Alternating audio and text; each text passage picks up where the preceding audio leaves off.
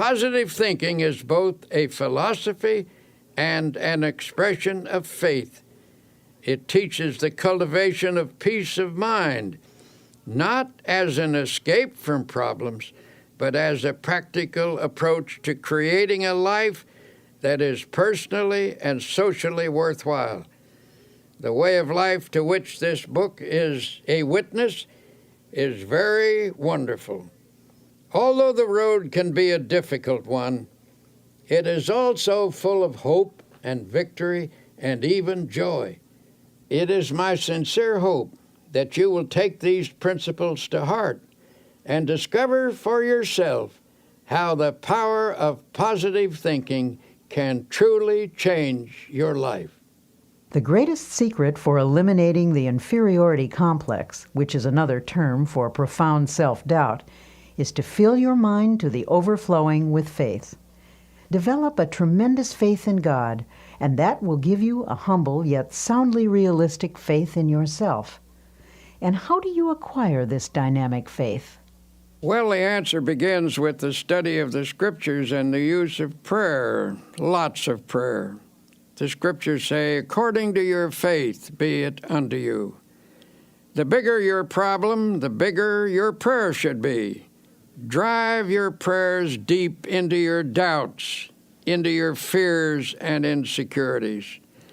Pray deep, big prayers that have plenty of strength, and you will come up with a powerful and vital faith. It is also helpful to go to a competent spiritual advisor, a minister, a priest, or a rabbi for instruction. The ability to make faith work for you is a skill, and like any skill, it must be studied and practiced to be perfected. One of the most powerful cures for self-doubt is the thought that you are not alone in this world, that Almighty God is actually with you, helping you, that He will be your companion, that He will stand by you, support you, and see you through every adversity. To practice this belief, simply affirm, God is with me, God is helping me, God is guiding me. Spend several minutes each day visualizing God's presence. Then practice believing that affirmation. Go about your business on the assumption that what you have affirmed and visualized is absolutely true. The release of power and confidence which this procedure stimulates will astonish you.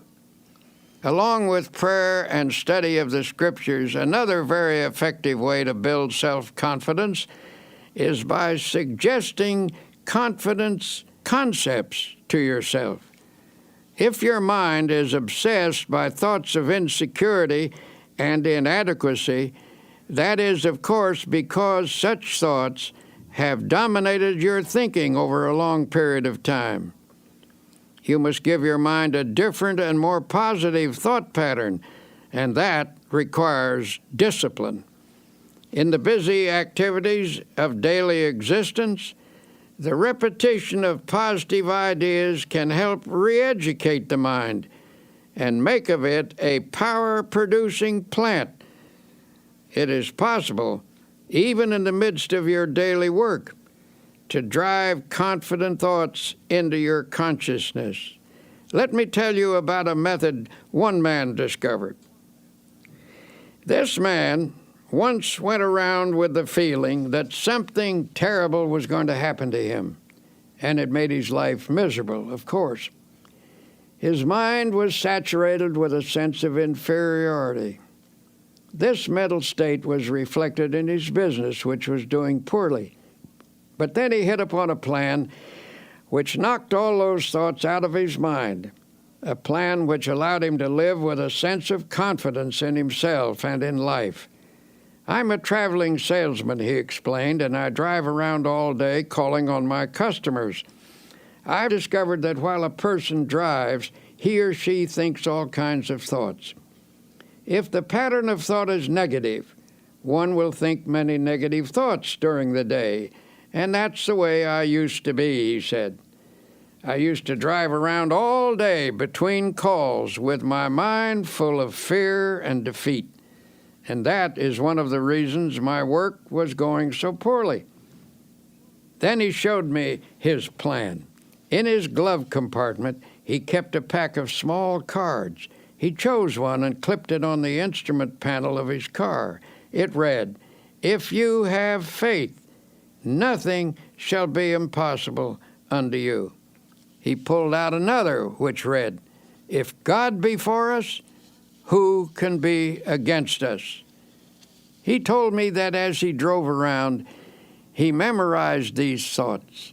He said, "I've learned to think differently as a result of this practice. The old insecurities that used to haunt me are just about all gone now. And instead of thinking thoughts of defeat and despair, I think thoughts of faith and courage. It is really wonderful the way this method has changed me. It has helped my business too. For how can you expect to make a sale if you approach a customer thinking you're going to fail? This plan is a very wise one.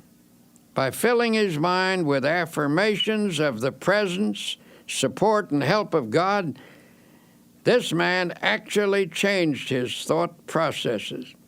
He put an end to the domination of his long-held sense of insecurity. His potential powers were set free. Feelings of confidence depend upon the type of thoughts that habitually occupy your mind. If constantly you fix your attention upon dire events that might happen, the result is that you will constantly feel insecure. And what is even more serious is the tendency to create, by the power of thought, the very condition you fear. But when you fill your mind with thoughts of faith, confidence, and security, you force out all thoughts of doubt and weakness. One man I know used a process I'll repeat often in this tape. He went through the Bible and underlined every passage about courage and confidence that he could find. He then committed these lines to memory, in effect, cramming his mind full of the healthiest, happiest, and most powerful thoughts in the world. After a few weeks, the change in him was little short of remarkable.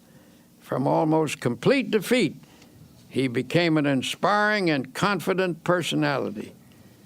He now radiates courage and magnetism. He regained confidence in himself and in his own powers by a simple process of thought conditioning. Ralph Waldo Emerson declared a tremendous truth when he said, "They conquer who believe they can." He also said, "Do the thing you fear, and the death of fear is certain." Practice confidence and faith, and your fears and insecurities will soon have no power over you. From daily difficulties to large-scale problems, tend to dissipate energy and leave you spent and discouraged. In such a condition, your true inner power is often obscured, and it becomes easy to yield to setbacks by feeling hopeless. When you find yourself in such a state, it is important to reappraise your assets. A reasonable self-evaluation will convince you that things are not as hopeless as you think they are. For example, a man of 52 consulted me. He was in despair. He told me that everything he had built up over his lifetime had been swept away. "Everything?" I asked sympathetically. "Everything," he repeated. "I have nothing left at all. Everything is gone. There is no hope, and I am too old to start all over again." And he said, "Sadly, I have lost all faith." Naturally, I felt sympathetic toward him, but it was evident that his chief trouble came from the dark shadows of hopelessness in his thinking. These shadows had entered into his mind and had distorted his outlook. His true powers had retreated behind this twisted thinking, leaving him without any force. So I said, suppose we take a piece of paper and on it list the values you have left. There's no use, he sighed. I haven't a single thing left. Well, I said, let's just see anyway. Now, is your wife still with you? Why, yes, of course, and she's wonderful, he added. We've been married for 30 years. She would never leave me, no matter how badly things were. All right, I said, let's put that down. Wife still with me. And how about your children? He said, actually, they've all told me that they love me and will stand by me. They are wonderful. Well, then, that is number 2. Children love you and will stand by you. Have you any friends? Yes, he said, I really have some fine friends who've offered to help. They've been very generous, but what can they do? So I wrote down number 3, fine friends who hold you in esteem. How about your integrity, your standing in the community? Oh, okay. I've always tried to do the right thing. Well, let's put that down as number 4, integrity, good standing. How about your health? My health is okay, I'm glad to say. Number 5, then, is good physical health. How about the United States? Do you still think it's the best place to do business and is the land of opportunity? Well, you and me both agree that it's the only country in the world we'd want to live in, he replied. Well, then that's number 6. You live in the USA, land of opportunity, and you're glad to be here. Then I asked, how about your religious faith? Do you believe in God and that God will help you?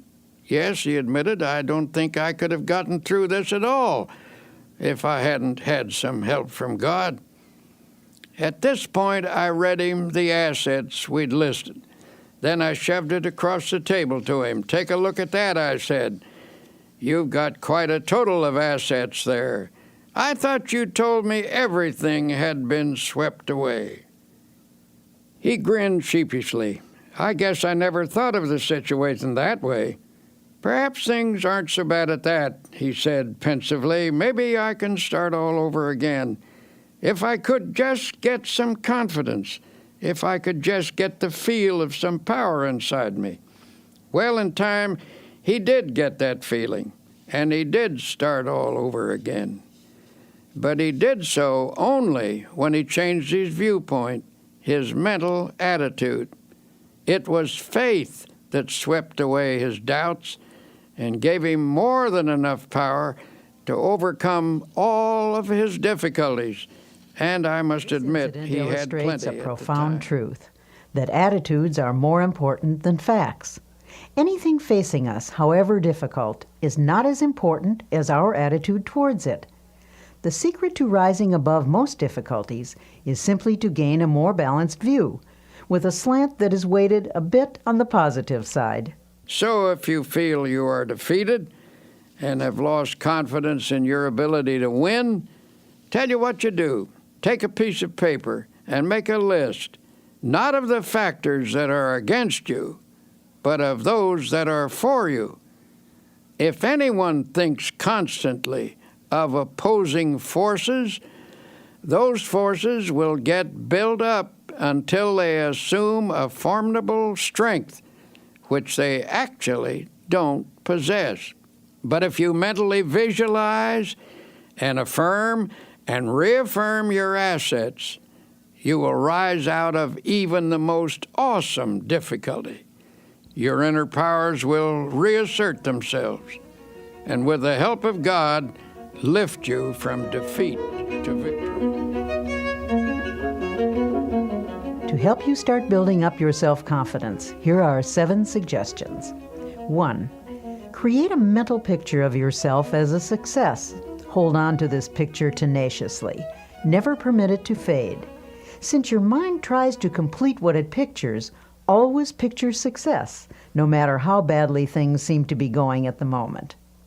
Whenever a negative thought about your personal power comes to mind, deliberately voice a positive thought to cancel it out. 2. Don't build up obstacles in your imagination. Minimize them instead. Problems should be seen for what they are and never inflated by fearful thoughts. 3. Don't be awestruck by other people or try to copy them. Remember that most people, despite a confident appearance, are often as scared and as doubtful of themselves as you are. 4. Get a competent counselor to help you understand the origin of your feelings of inferiority and self-doubt. These feelings often begin in childhood. Self-knowledge leads to a cure. 5. Each day, practice the following affirmation. Repeat it out loud if possible. I can do all things through Christ who strengthens me. Here's another dynamic affirmation. If God be for us, who can be against us? 6. Make what you think is a true estimate of your own ability, then raise it 10%. Don't become egotistical, but develop a wholesome self-respect. Believe in your own God-released powers. 7. Put yourself in God's hands.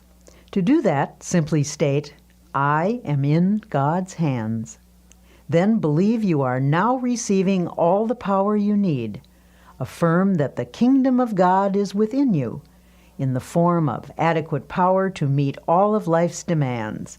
Remind yourself that God is with you and there is nothing that can defeat him. Now, Dr. Peel illustrates an important fact about human nature.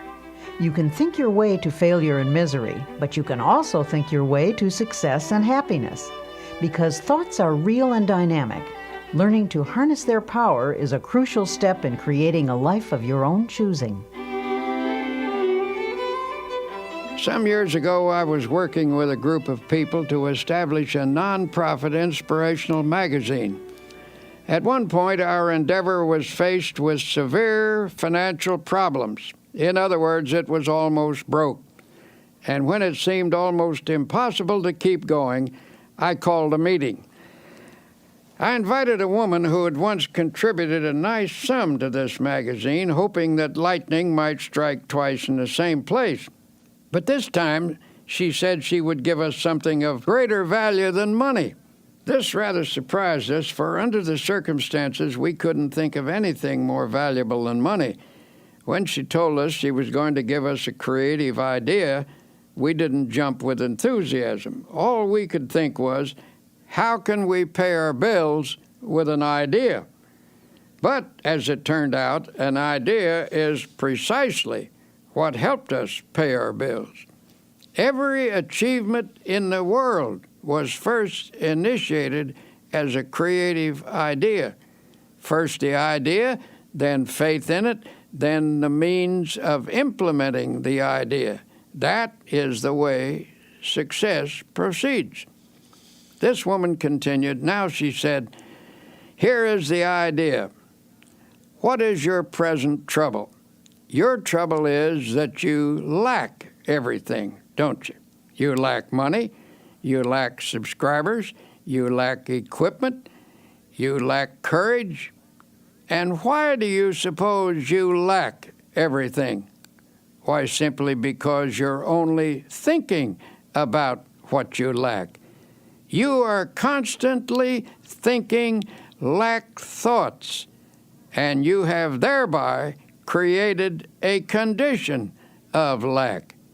She told us if you constantly think about what you don't have, you keep creating the conditions that keep you in this state.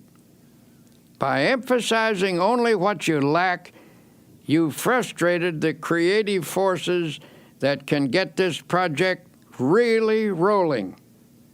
She said, from the standpoint of doing a lot, you've been working very hard, but you failed to do the one all-important thing that will lend power to all your other efforts. You have not employed positive thinking. To correct the situation, she advised us to reverse the mental process and begin to think, instead of lack, to think prosperity, achievement, and success. She told us, don't hold on to the mental pictures of difficulties and failures. Lift your mind above them and visualize instead powers and achievements. When you elevate your thoughts into the realm of attainment, you look down on your problems rather than up at them, and thus you get a more encouraging viewpoint. Always come up over your problems mentally. Never approach a problem from below. Wise advice, if you ask me. She told us the key was to visualize the solution to our problem. Suddenly she asked, how many subscribers do you need to keep this magazine going? At that time, we had only 40,000 paid subscribers. I thought quickly and said 100,000 would do it. All right, she said confidently. That's not too hard. In fact, that's easy. All you need to do is to visualize 100,000 people being creatively helped by this magazine, and you will have them. In fact, the minute you can see them, image and visualize them in your mind, you already have them. She turned to me and she said, can you see 100,000 subscribers at this minute? Look out there. Look ahead of you in your mind. Can you see them? Well, I wasn't convinced, and I said rather doubtfully, well, maybe so, but they seem pretty dim to me.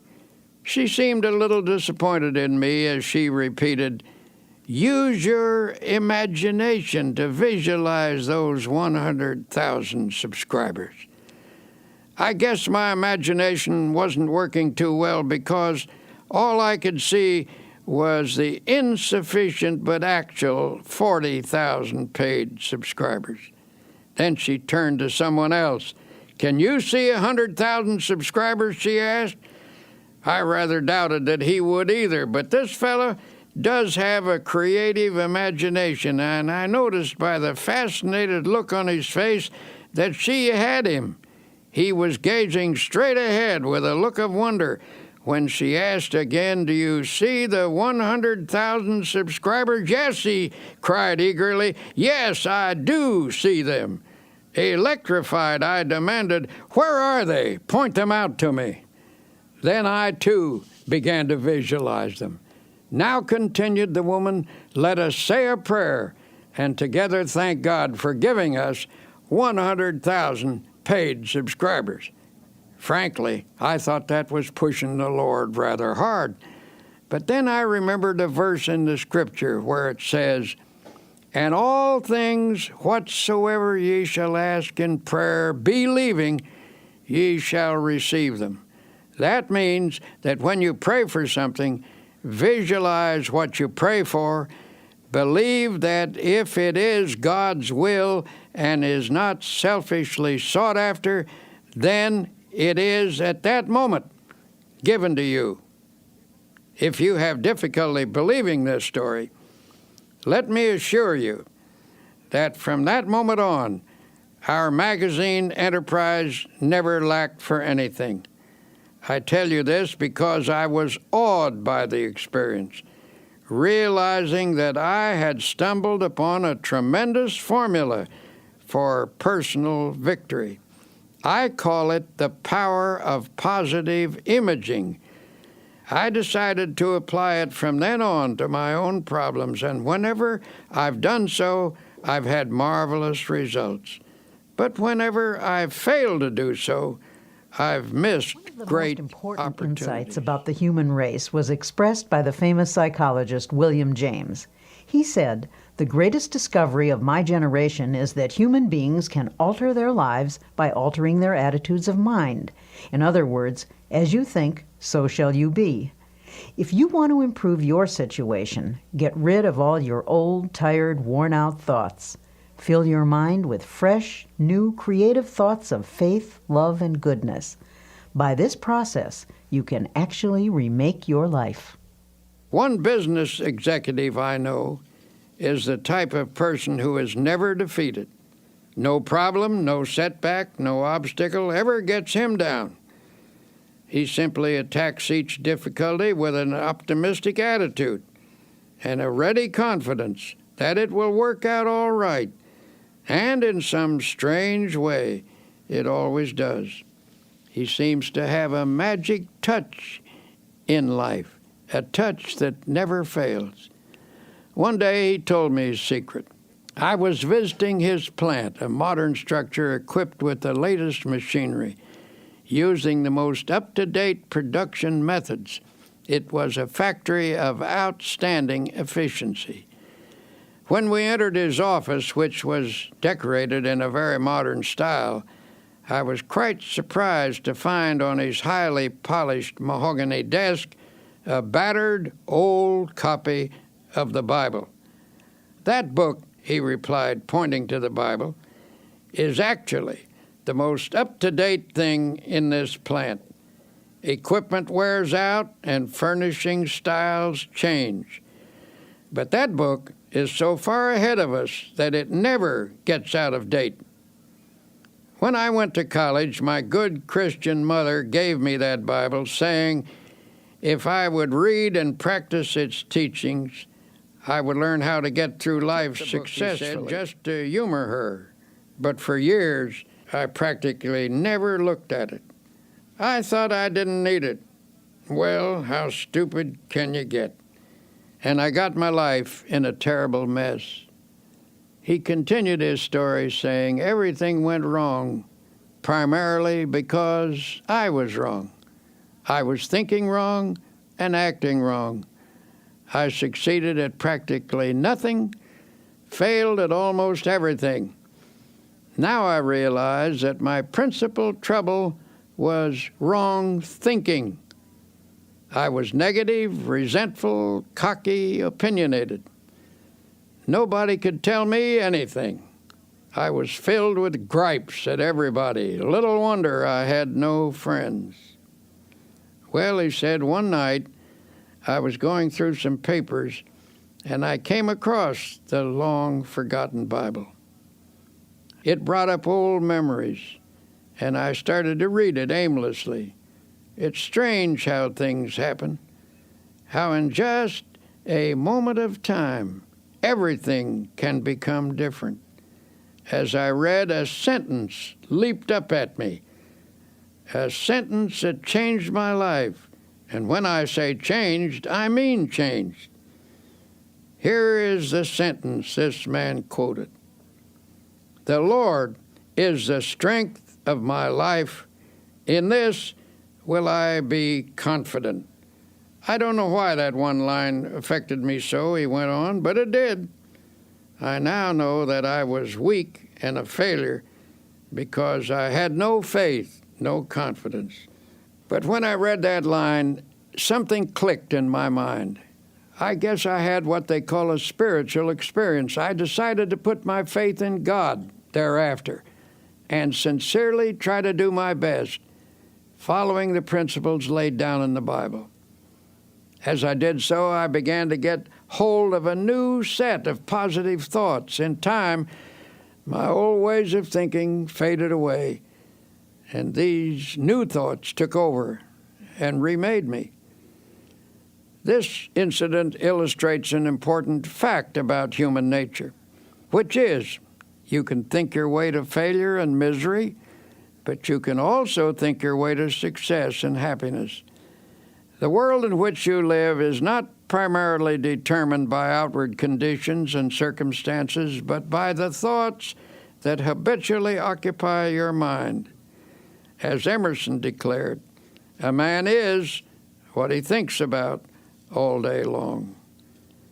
It has been said that thoughts are things, that they actually possess dynamic power. You can actually think yourself into or out of situations.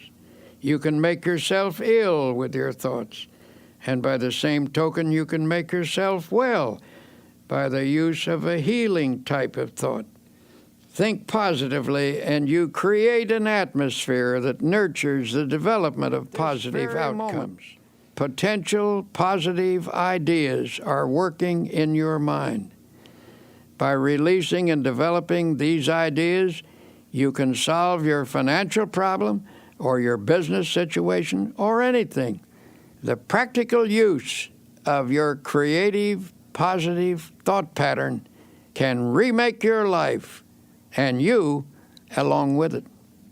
There was a time when I acquiesced in the silly idea that there is no relationship between faith and prosperity, that when one talked about religion, it should never be related to achievement, that it dealt only with ethics and morals or social values.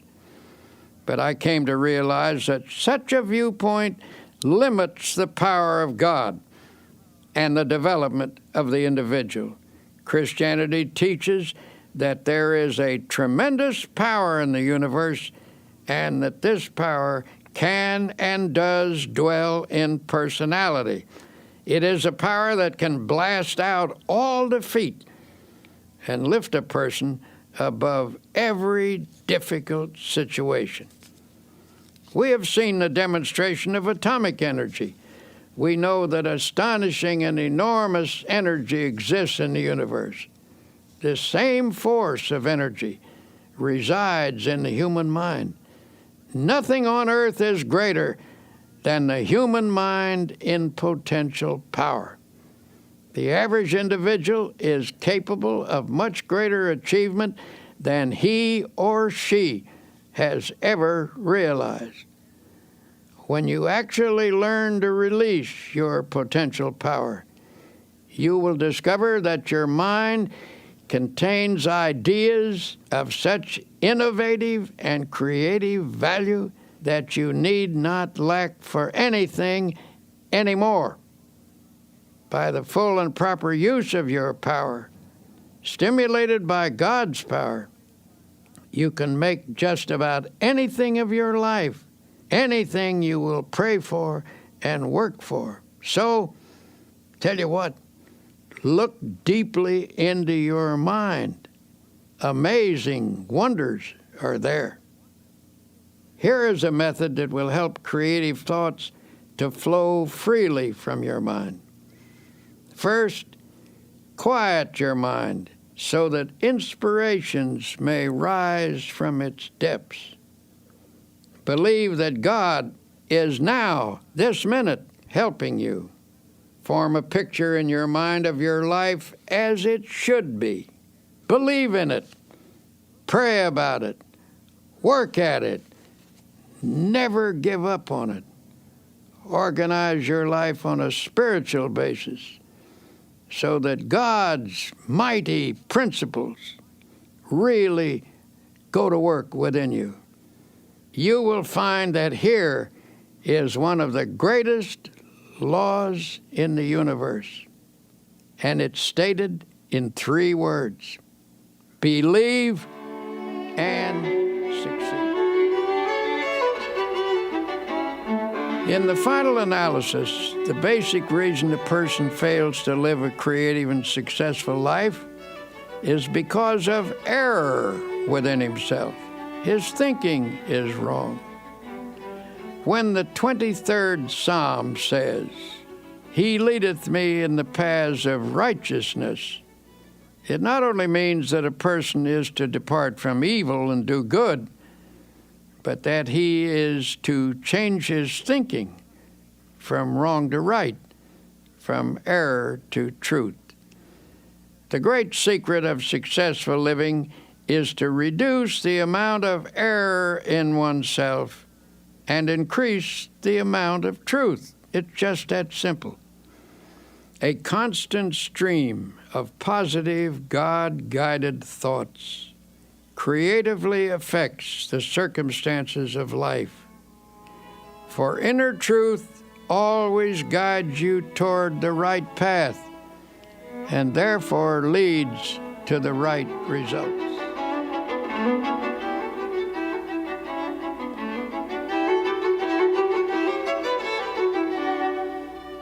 Here are some practical suggestions for changing your mental attitude from negative to positive.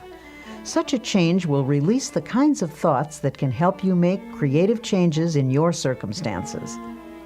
1.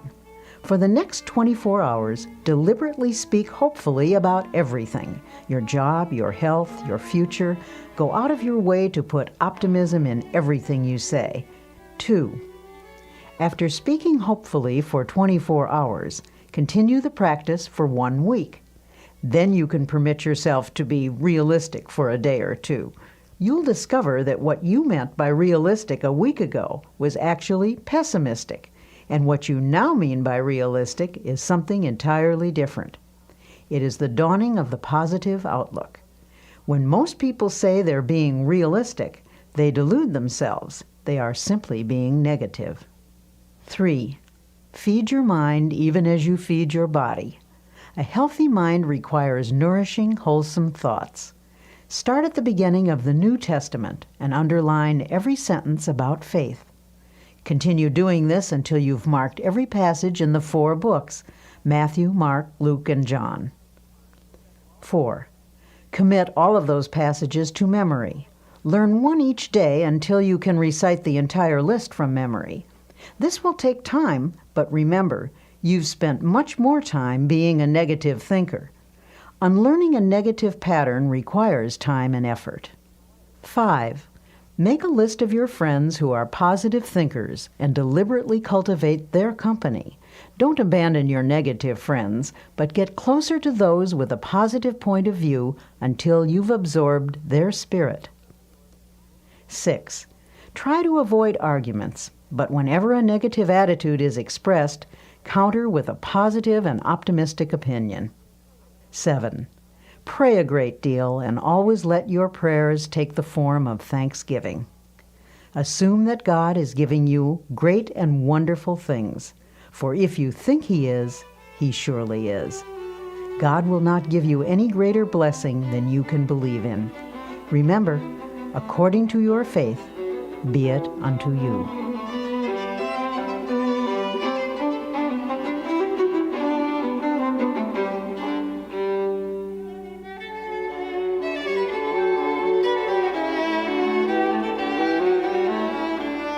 We've all had problems from time to time, and for some of us they've been so large we're tempted to think that no power on earth can save us. You'll see that some people don't look at things that way. They've found there is an answer to every problem. There is a power that can help: prayer. Personally, I believe that prayer is a sending out of vibrations from one person to another and to God. The entire universe is in vibration. The air is filled with vibration. There are vibrations even in the molecules of a table. The reaction between two human beings is in vibration. When you send out a prayer for another person, you are activating the forces of a spiritual universe. You transmit from yourself to another person a sense of love, helpfulness, support, a sympathetic, powerful understanding. In this process, you awaken the creative vibrations through which God brings to pass the good things you pray for. Prayer power is a manifestation of energy. Just as there are scientific techniques for the release of atomic energy, so are there procedures for the release of spiritual energy through prayer. Tension and other related troubles can result from a lack of inner harmony, but it is remarkable how prayer restores the harmonious functioning of body and soul. It appears that even the aging process can be held in check by prayer. You need not lose your vital energy or become weak and listless just because of accumulating years. nor is it necessary for your spirit to sag or become dull. Prayer can actually freshen you up every evening and send you out renewed every morning. And of course, if prayer is driven deeply into your subconscious, you can receive guidance in problems. If you haven't experienced this power, perhaps you need to learn some new techniques of prayer. It is important to realize that you're dealing with the most tremendous power in the world when you pray. The process that most effectively opens your mind to God. Any method which stimulates the flow of God's power into your mind is highly creative. If you've been praying in a certain manner, even if it's brought blessings, which it doubtless has, perhaps you can pray even more profitably by varying the pattern and by experimenting with fresh prayer formulas. One man I know opened a small business in New York City a number of years ago. He characterized his first establishment as a little hole in the wall. He had only one employee. In a few years, this man moved into more extensive quarters. It became a very successful operation. As he described it, his method of business was to fill the little hole in the wall with optimistic prayers and positive thoughts. He declared that hard work, positive thinking, fair dealing, right treatment of people, and the proper kind of praying always gets results. This man, who certainly has a creative and innovative mind, worked out his own formula for solving his problems. It's a curious formula, but I have practiced it myself, and I know that it works. 1. Prayerize. 2. Picturize. 3. Actualize. By prayerize, he meant a daily system of creative prayer. When a problem arose, he talked it over with God very simply and directly. He didn't talk to God as to some vast and far-off shadowy being, but conceived of God as being with him there in his office, in his home, on the street, in his car, always nearby as a partner and close associate. He took seriously the biblical injunction to pray without ceasing. He interpreted this to mean that he should go about the business of each day, discussing with God in a natural manner the questions and decisions that had to be resolved. He filled his daily life full of prayer. That is to say, he lived by prayer. For example, he would say, "What will I do about this, Lord?" Or, "Give me a fresh insight on this, Heavenly Father." The presence of God finally came to dominate his conscious and ultimately his unconscious thinking. In effect, he prayerized his daily life and business. In his formula of creative prayer is to picturize. We've all seen how the person who assumes success tends to already have success. People who assume failure tend to have failure.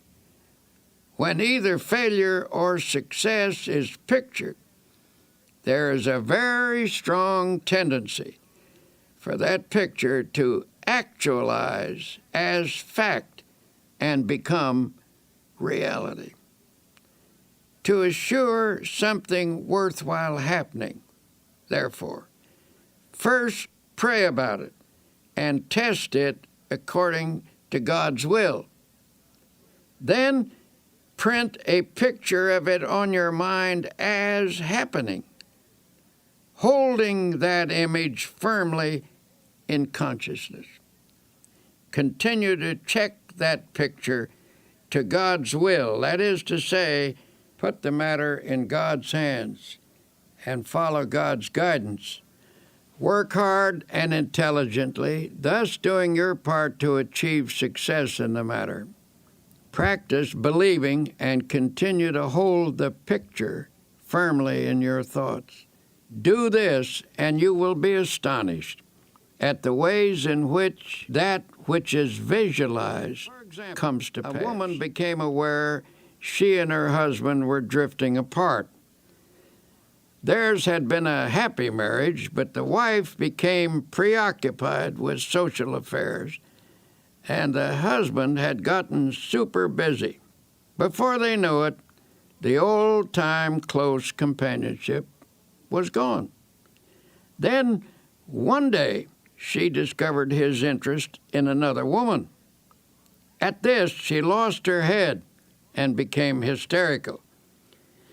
When she consulted her minister, he listened to her tale and then turned the conversation to herself. She admitted that she had become self-centered, sharp-tongued, and nagging. She then confessed that she had never felt herself the equal of her husband. Her sense of inferiority had made her retreat actually into antagonism. The minister suggested that she create an image of herself as capable and attractive. He whimsically told her that God runs a beauty parlor and that faith techniques could put beauty on a person's face and charm and ease in their manner. He gave her instruction in how to pray and how to spiritually picturize. He also advised her to hold a mental image of the goodness of her husband and of being once again in harmony and companionship with him. She was to hold this picture tenaciously with faith. Soon after this, her husband informed her that he wanted a divorce. She had conquered herself enough by now to receive this request with calmness. She replied that she was willing if he wanted it, but suggested they defer the decision for 90 days. If he still wanted a divorce at the end of this period, she would cooperate with him. Night after night he went out, and night after night she sat at home. But now she pictured him as seated in his old chair. She painted an image of him there, comfortably reading as in the old days. She visualized him puttering around the house, painting and fixing things as he used to do. She visualized the two of them playing golf together and taking hikes as they once did. She maintained this picture with steady faith, and one night, what do you know? There he actually sat in his old chair. She looked twice to be sure that it was the reality rather than the picturization, but perhaps a picturization is a reality, for at any rate, the actual man was actually there. After that night, he still went out occasionally, but more and more frequently, he sat in his chair.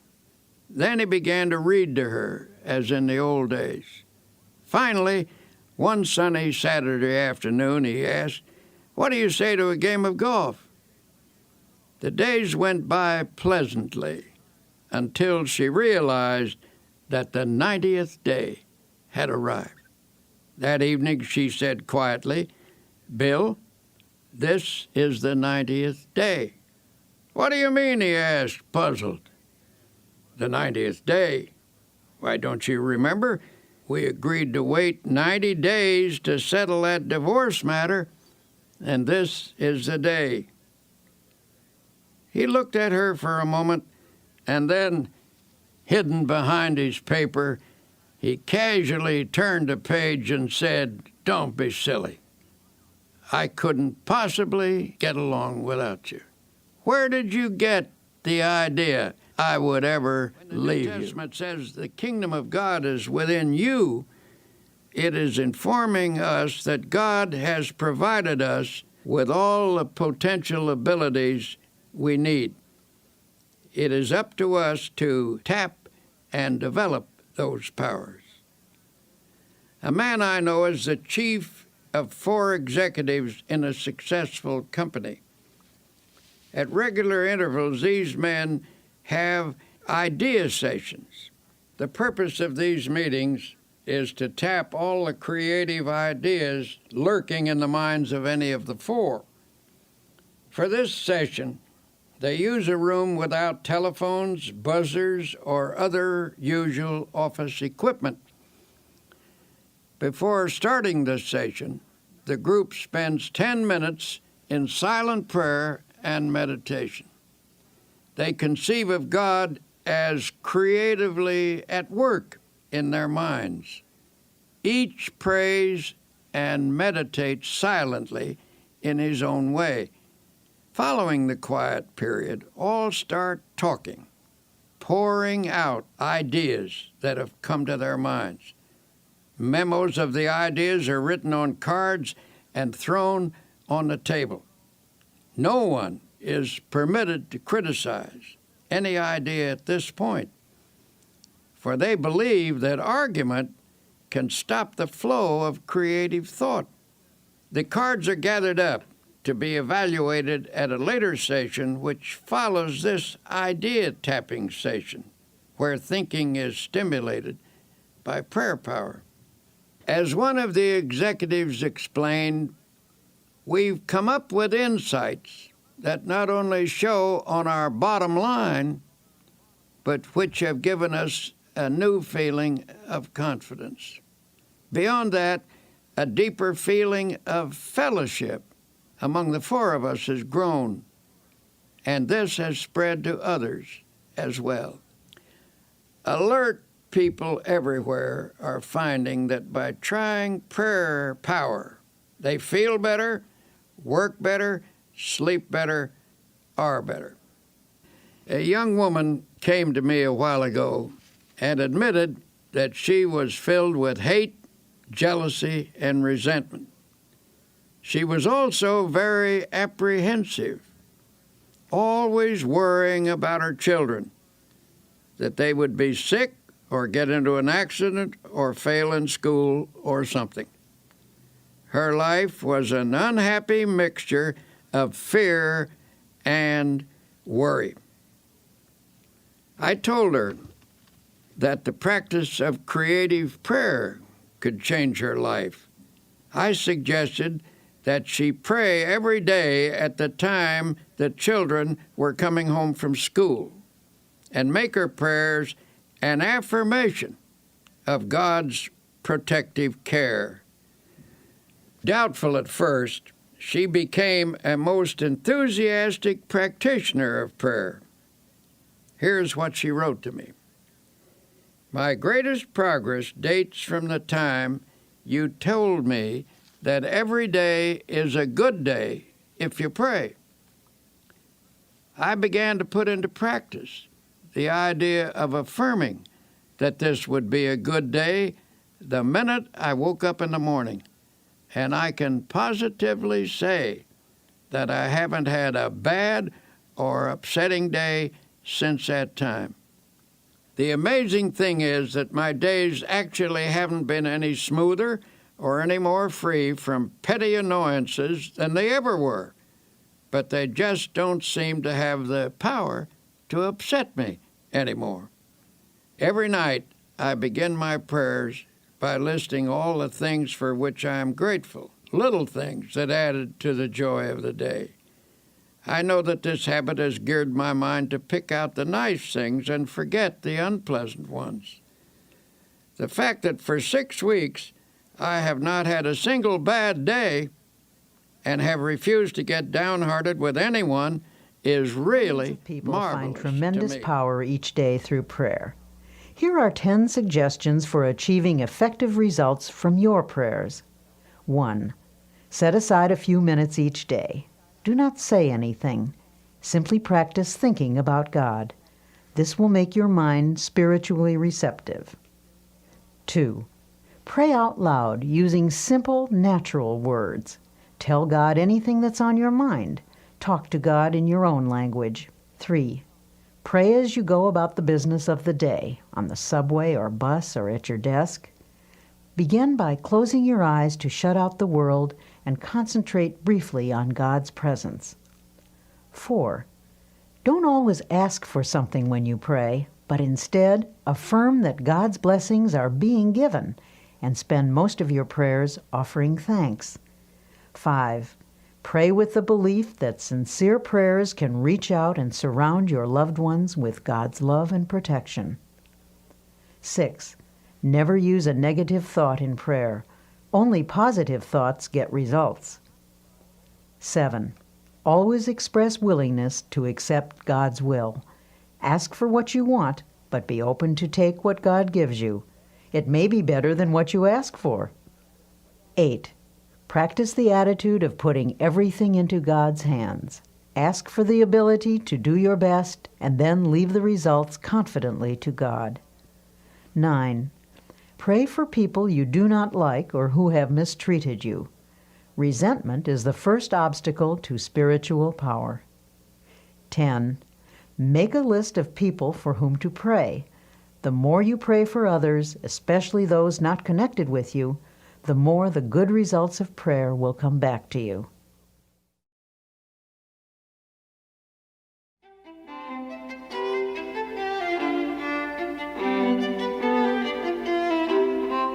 Some people, it seems, always have an extra dash of energy for just about any task they want to undertake. What's the secret? How do they do it? In this lesson, entitled Tune Into the Infinite, Dr. Peel talks about the source of all energy and how to tap into its boundless power. A Major League Baseball pitcher once played a long game when the temperature was over 100 degrees. He lost several pounds as a result of the afternoon's exertion, and at one stage of the game his energy was severely depleted. But this man had a unique method for restoring energy. He simply repeated a passage from the Old Testament. But they that wait upon the Lord shall renew their strength. They shall mount up with wings as eagles. They shall run and not be weary, and they shall walk and not faint. The pitcher completed the game with energy to spare. He explained the technique by saying, I sent a powerful energy-producing thought through my mind. As this baseball player discovered, prayer has the power to alter not only our attitudes, but our energy level as well. How we think we feel physically has a definite effect on how we actually feel. If your mind tells you that you're tired, the nerves and the muscles accept that as a fact. If your mind is intensely interested in something, you can keep on with an activity indefinitely. In the same way, our spiritual life functions through our thoughts, especially when we pray. When you tell yourself that you have powerful internal resources, you supply attitudes of faith to your mind. Such attitudes increase your energy and your well-being. A man full of vitality and vigor says that he goes to church regularly to get his batteries recharged. His concept is sound. God is the source of all energy. Atomic energy, electrical energy, spiritual energy. Indeed, every form of energy derives from the Creator. The Bible emphasizes this point when it says, He giveth power to the faint, and to them that have no might He increaseth strength. And here's how the Bible describes life's energizing and re-energizing process. In Him we live and move and have our being. In other words, from God we receive our vitality and our dynamic energy, and through Him we attain completeness. Contact with God establishes within us a flow of the same type of energy that recreates the world, that renews springtime every year. When we're in spiritual contact with God through our thoughts, divine energy flows through us and automatically renews the original creative act. It's not unlike an electric clock connected to an outlet. The clock continues to keep time until it's unplugged. Then it stops because it has lost contact with its source of power. When we lose contact with our divine source of energy, much the same thing happens. We can tap into a reservoir of boundless power, and from this source we can draw on unlimited energy for body and mind. A friend of mine, a man whose responsibilities are very heavy, works from morning until night without interruption, but this fellow always seems able to assume new obligations. Most importantly, he has the knack of handling his work easily and efficiently. One day I happened to be talking with his physician, and I commented that I hoped this man wasn't setting a dangerous pace that could lead to a breakdown. The doctor shook his head. "No," he replied, "I don't think there's any danger of a crack-up. The reason is that he's a thoroughly well-organized individual with no energy leaks in his makeup. He handles things with easy power and carries burdens without strain. He never wastes an ounce of energy. Every effort is applied with maximum force." When asked to account for this seemingly boundless energy and efficiency, the physician stated, "He's emotionally well integrated, and what's more important, he is a soundly religious person. His religion provides him with a workable mechanism for preventing energy leaks. It isn't hard work that drains off energy, but emotional upheaval, and this man is entirely free." People are realizing that the maintenance of a sound spiritual and emotional life is an important factor in the enjoyment of a forceful personality. If proper attention is given to the spirit and the emotions, energy will be conserved.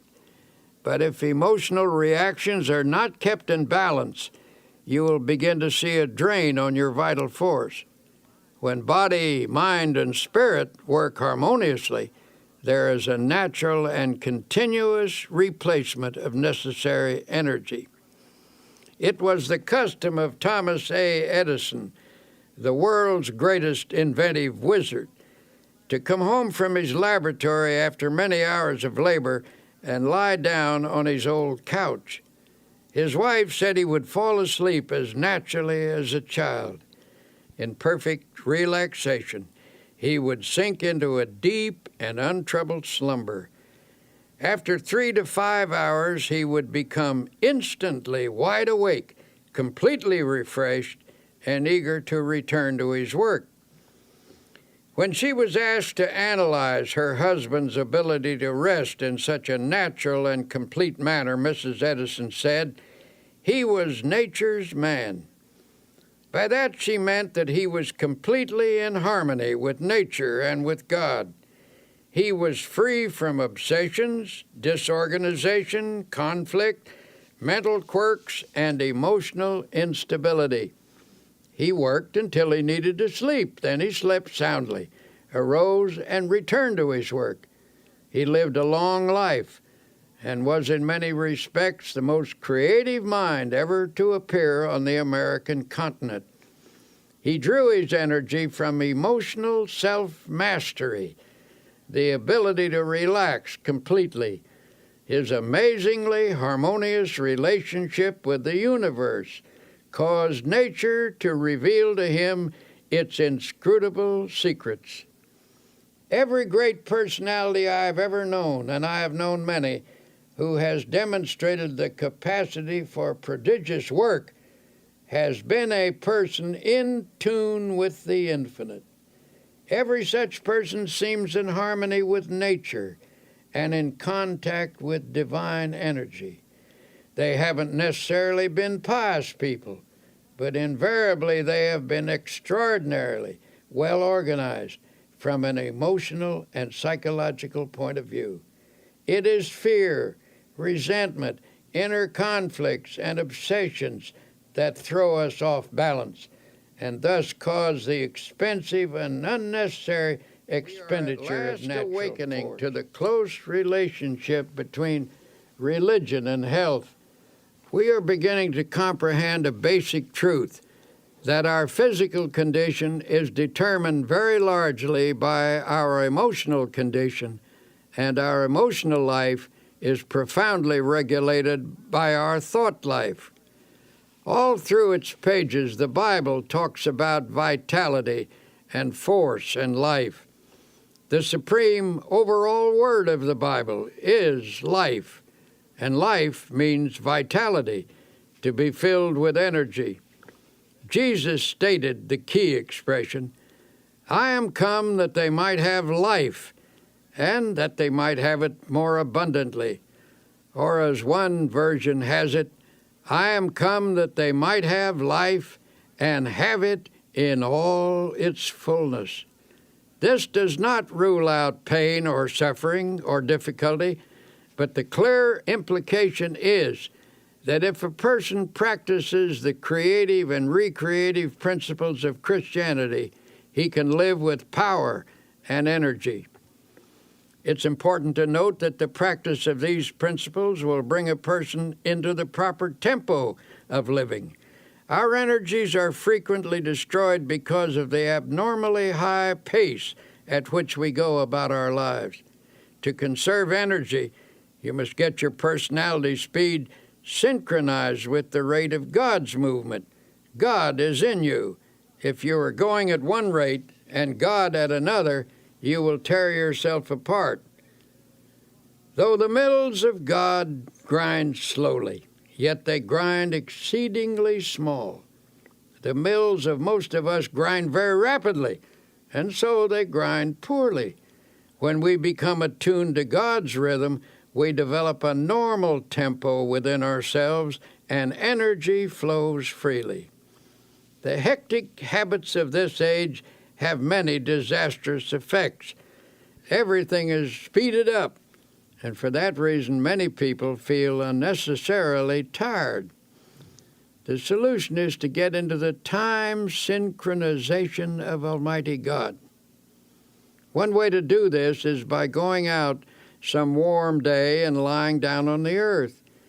Get your ear close down to the ground and listen. You will hear all manner of sounds. You will hear the movement of the spheres, the wind in the trees, and the murmur of insects. You will discover presently that there is in all these sounds a well-regulated tempo. You cannot get that tempo by listening to traffic in the city streets, for it is lost in the confusion of sound. You can get it in church, where you hear the Word of God and the great hymns. Truth vibrates to God's tempo in a church, but you can also find it in a factory, if you have a mind to. To get yourself in tune with the rhythm of God, first allow yourself to relax physically. Then conceive of your mind as also relaxing. Then visualize the soul as becoming quiescent, and pray as follows. Dear God, you are the source of all energy.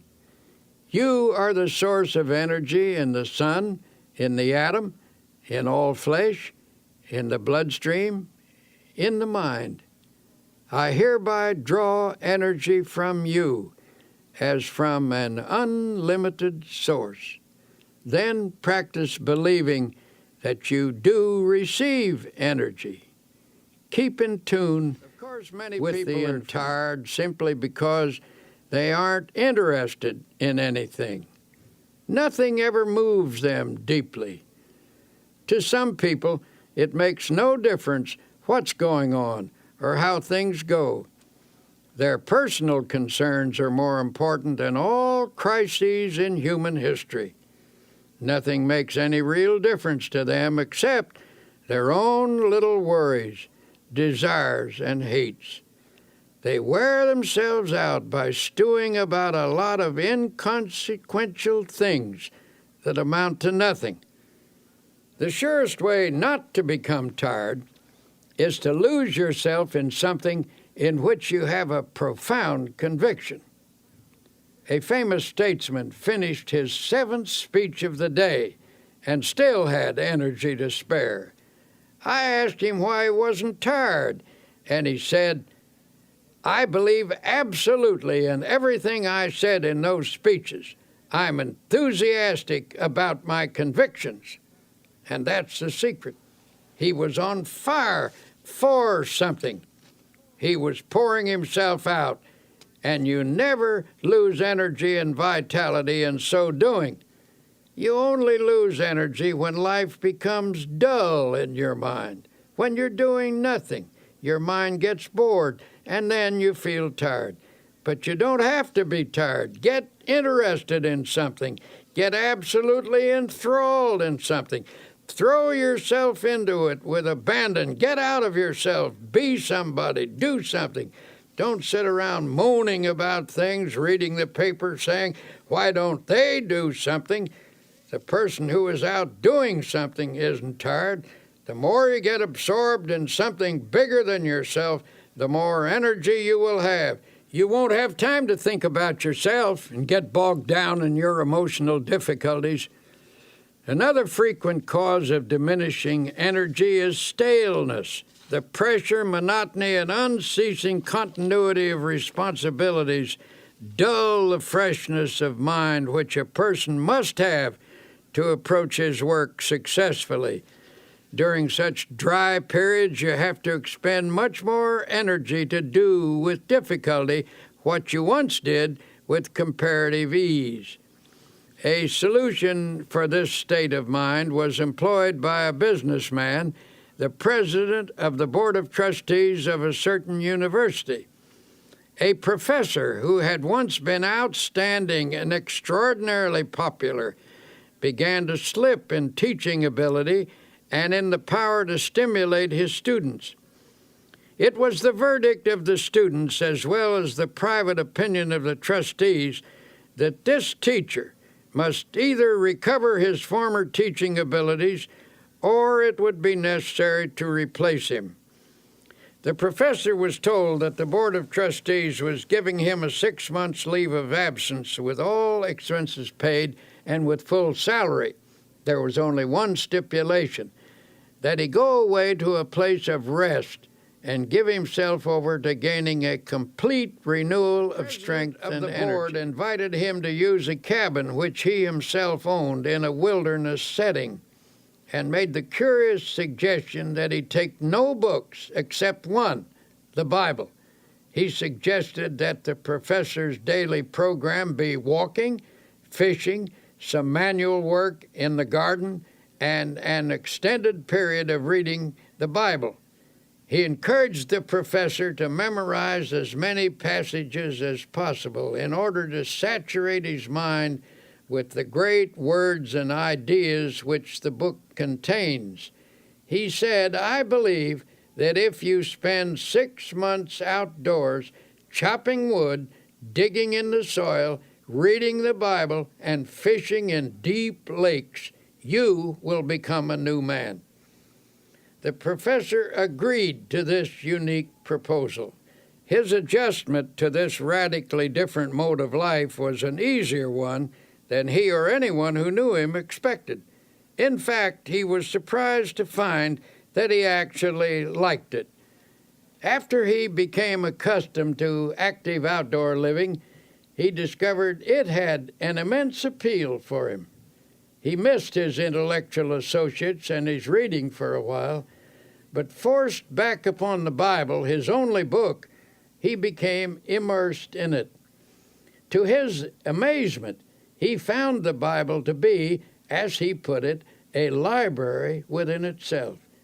In the pages of the Bible, he found faith and peace and power. In 6 months, he was a new man. When he returned to teaching, his colleagues and students found him a person of compelling power and exciting inspiration. His staleness had gone, and the old-time energy returned. The spiritual retreat caused his power to surge again and renewed his zest for living. Here are a few suggestions for increasing your energy and vitality. 1. Remember, how you think you feel physically has a definite effect on how you actually feel. Tell yourself frequently that you have powerful internal resources. 2. God is the source of all energy. To tap into this boundless reservoir, repeat this affirmation: He giveth power to the faint, and to them that have no might, He increases strength. 3. Try to stay in harmony with nature and in contact with divine energy. People who are free of fear, resentment, inner conflicts, and obsessions have an abundance of energy because they don't waste their precious emotional resources. 4. Get interested in something. People frequently feel tired because they aren't on fire for something outside their own small circle of interests. 5. Rejuvenate your spirit by taking yourself away from daily routines. Take along a Bible as your companion.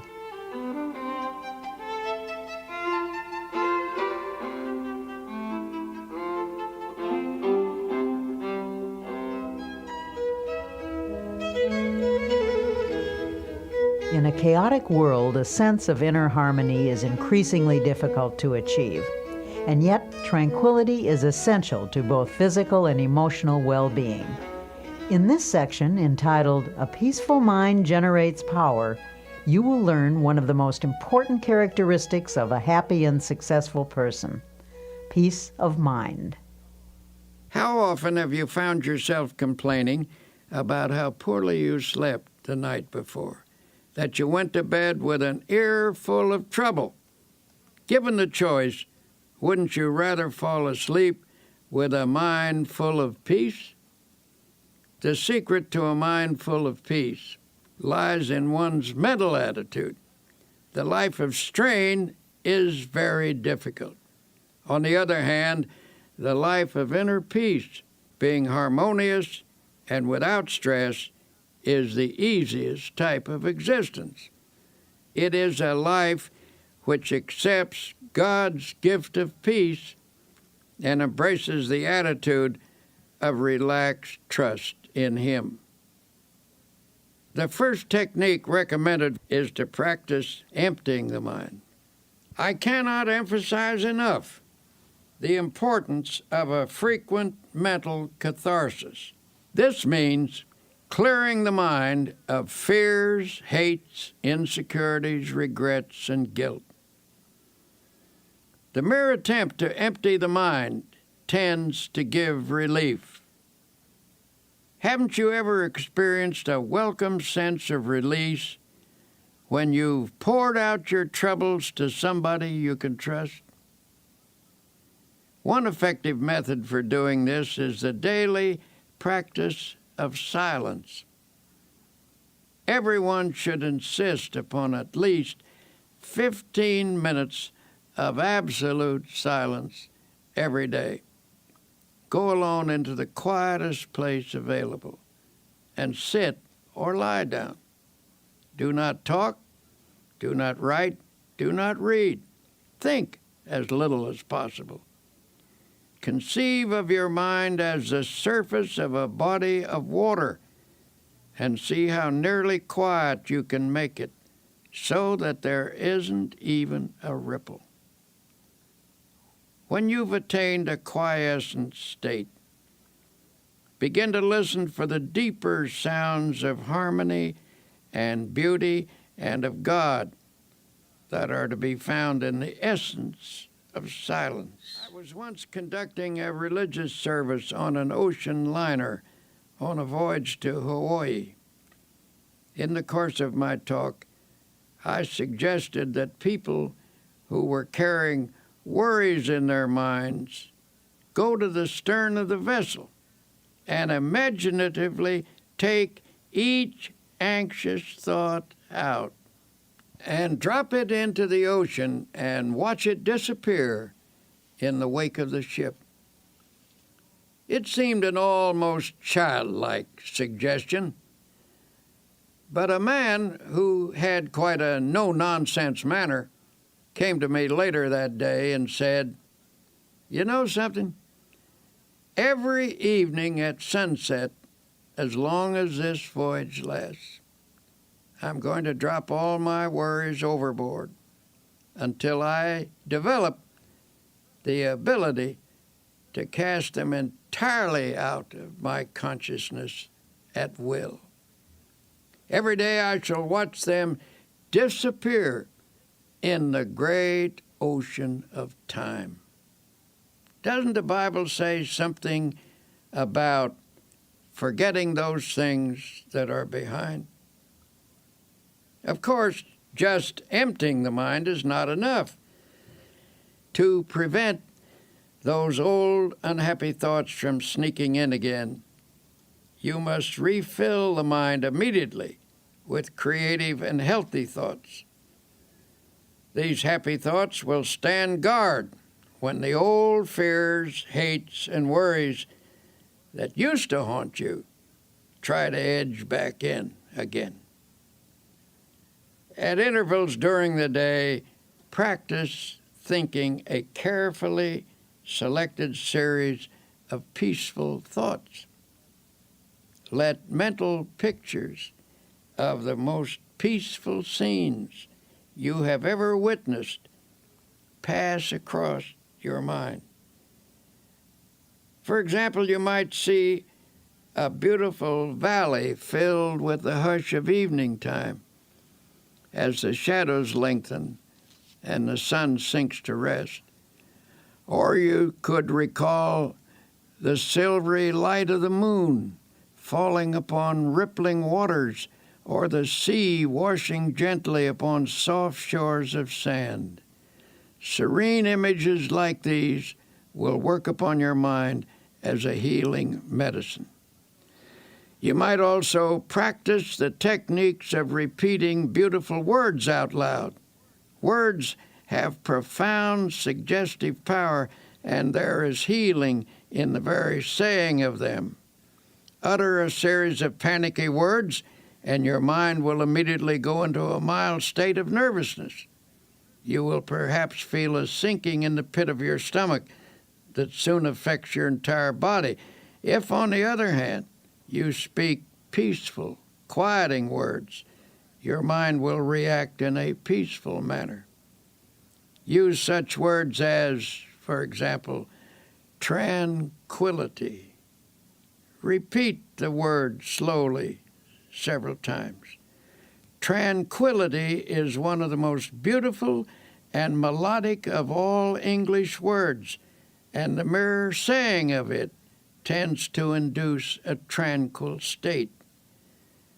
It is also helpful to use lines from poetry. When peaceful quotations are dropped in the subconscious, they lubricate the mind with peace. Here is one from a 16th century mystic. "Let nothing disturb you. Let nothing frighten you. Everything passes away except God. God alone is sufficient." The words of the Bible have a particularly strong therapeutic value. Drop them into the mind, allowing them to dissolve in consciousness, and they will spread a healing balm over your entire being. For attaining peace of mind, this is one of the simplest things to do, and also one of the most effective. There are other practical ways by which you can develop a serene state of mind. One way is through your conversations. Depending upon the words we use and the tone in which we use them, we can talk ourselves into being nervous high-strung and upset. But by our speech, we can also achieve quiet reactions. Talk peaceful to be peaceful. You see, the words we speak have a direct and definite effect upon our thoughts. So in a group, when the conversation takes an upsetting trend, try injecting peaceful ideas into the talk. Note how it counteracts the tension. A conversation filled with unhappy expectation, at breakfast, for example, often sets the tone of the entire day. On the other hand, if you start each day by affirming peaceful attitudes, your days will tend to be pleasant and successful. Perhaps our lack of inner peace is due in part to the effect of today's increased levels of noise. Research indicates that certain amounts of noise in the place we work, live, or sleep affects the nervous system and reduces efficiency. Contrary to popular belief, it is doubtful if we ever completely adjust to some noises. No matter how familiar a repeated sound becomes, it never passes unheard by the subconscious. Automobile horns, the roar of airplanes, and other strident noises actually result in physical activity during sleep, transmitted to and through the nerves by these sounds, cause muscular movements which keep us from getting a real rest. On the other hand, the practice of silence is healing, soothing, and healthy. The sense of rest that results from the practice of complete silence is of utmost value. Now there is another factor in the search for inner peace that I must mention. Frequently I find that people who lack a sense of inner peace are victims of self-punishment. At some time in their life, they've committed a sin and are then haunted by a sense of guilt. Sometimes this type of person has sought divine forgiveness, and the good Lord, we know, always forgives someone who asks him and who means it. However, there is a curious quirk in the human personality that sometimes won't allow an individual to forgive himself. A person like this feels he deserves punishment and is therefore always anticipating punishment. As a result, he lives in constant apprehension that something bad is going to happen. In order to find peace under these circumstances, he feels he must intensify his activity. He thinks that hard work will give him some release from his sense of guilt. A physician told me that a number of cases of nervous breakdown in his practice were linked to such guilt feelings, where the patients unconsciously attempted to compensate by hectic overwork. Then they attributed their breakdown not to a sense of guilt, but to their overworked condition. This doctor told me that such a breakdown needn't happen if only the patient could be released from his guilt. Under such circumstances, peace of mind can be found by yielding the guilt as well as the tension it produces to the healing therapy of God. An acquaintance at a quiet resort hotel. This was a high-pressured, hard-driving, and exceedingly nervous businessman. I found him sitting in the sun in a deck chair and said I was glad to see him relaxing in such a beautiful spot. Nervously, he replied, "I haven't any business being here. I have so much work to do at home. I'm under terrible pressure. I'm nervous, jumpy, I can't sleep. My wife insisted that I come down here for a week. The doctors say there's nothing wrong with me that right thinking and relaxation can't cure. But how in the world do I do that? I would do anything to get a sense of quiet inside myself. We talked a bit, and it came out that he was always worrying that something sinister was going to happen. For years, he had lived in a constant state of apprehension about something happening to his wife or his children or his home. It was not difficult to analyze this case. His trouble rose from a double source, from childhood insecurities and from later guilty experiences.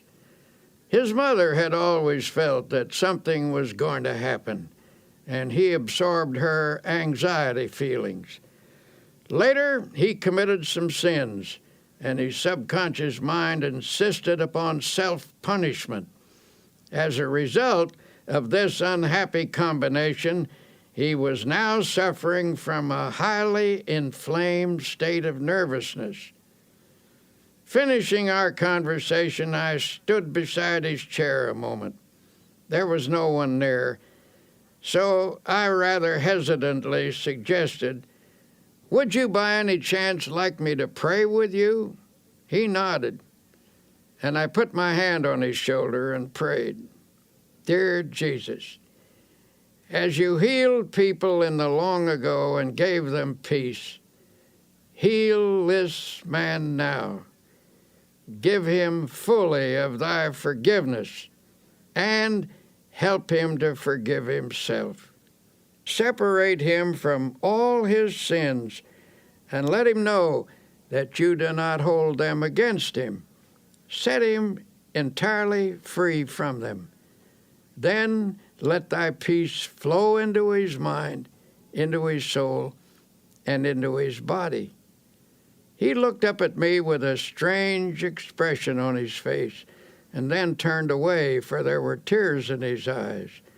Months later, I ran into him in New York, and he said, "Something happened to me that day when you prayed for me. I felt a strange sense of quietness and peace," and he added, "healing." This man now goes to church regularly and reads the Bible every day. He follows the laws of God and has a great deal of driving force. This is a healthy, happy man, for now he has peace in his heart and in his mind. If you're having trouble finding peace of mind, here are a few exercises. 1. Every day, put aside 15 minutes for yourself when you can find absolute silence. Go alone into a quiet place and sit or lie down. Think as little as possible. Allow the silence to open you up to feelings of harmony and beauty. 2. From time to time during the day, practice concentrating on a selected series of peaceful thoughts. Think of your past as a painting from which you can choose the most serene moments you have ever experienced. Allow your mind to dwell in those scenes until you feel you are present in that place and absorbing its tranquility. 3. Practice the technique of repeating beautiful words out loud. Words have profound powers of suggestion, and there is healing in the very saying of them. 4. The words of the Bible are especially therapeutic. Drop them into your mind, allowing them to dissolve in your consciousness, replacing negative thoughts.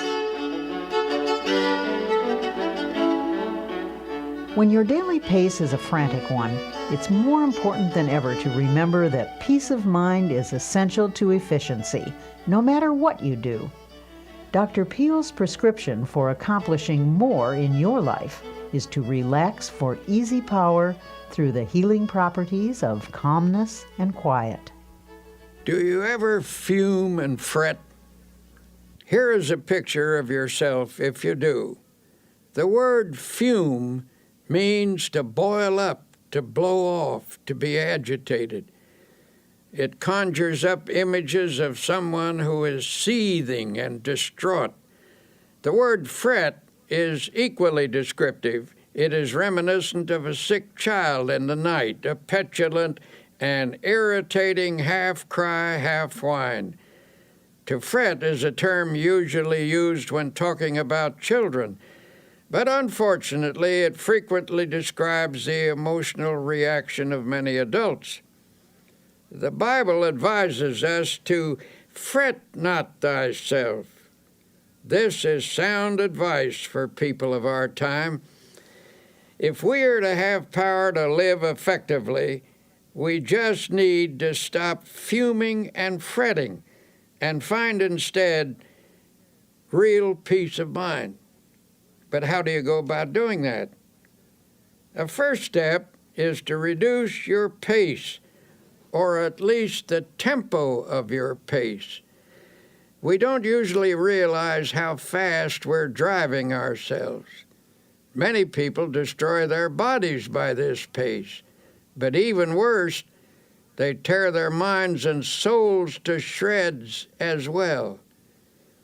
The pace at which we live is determined by our thinking habits.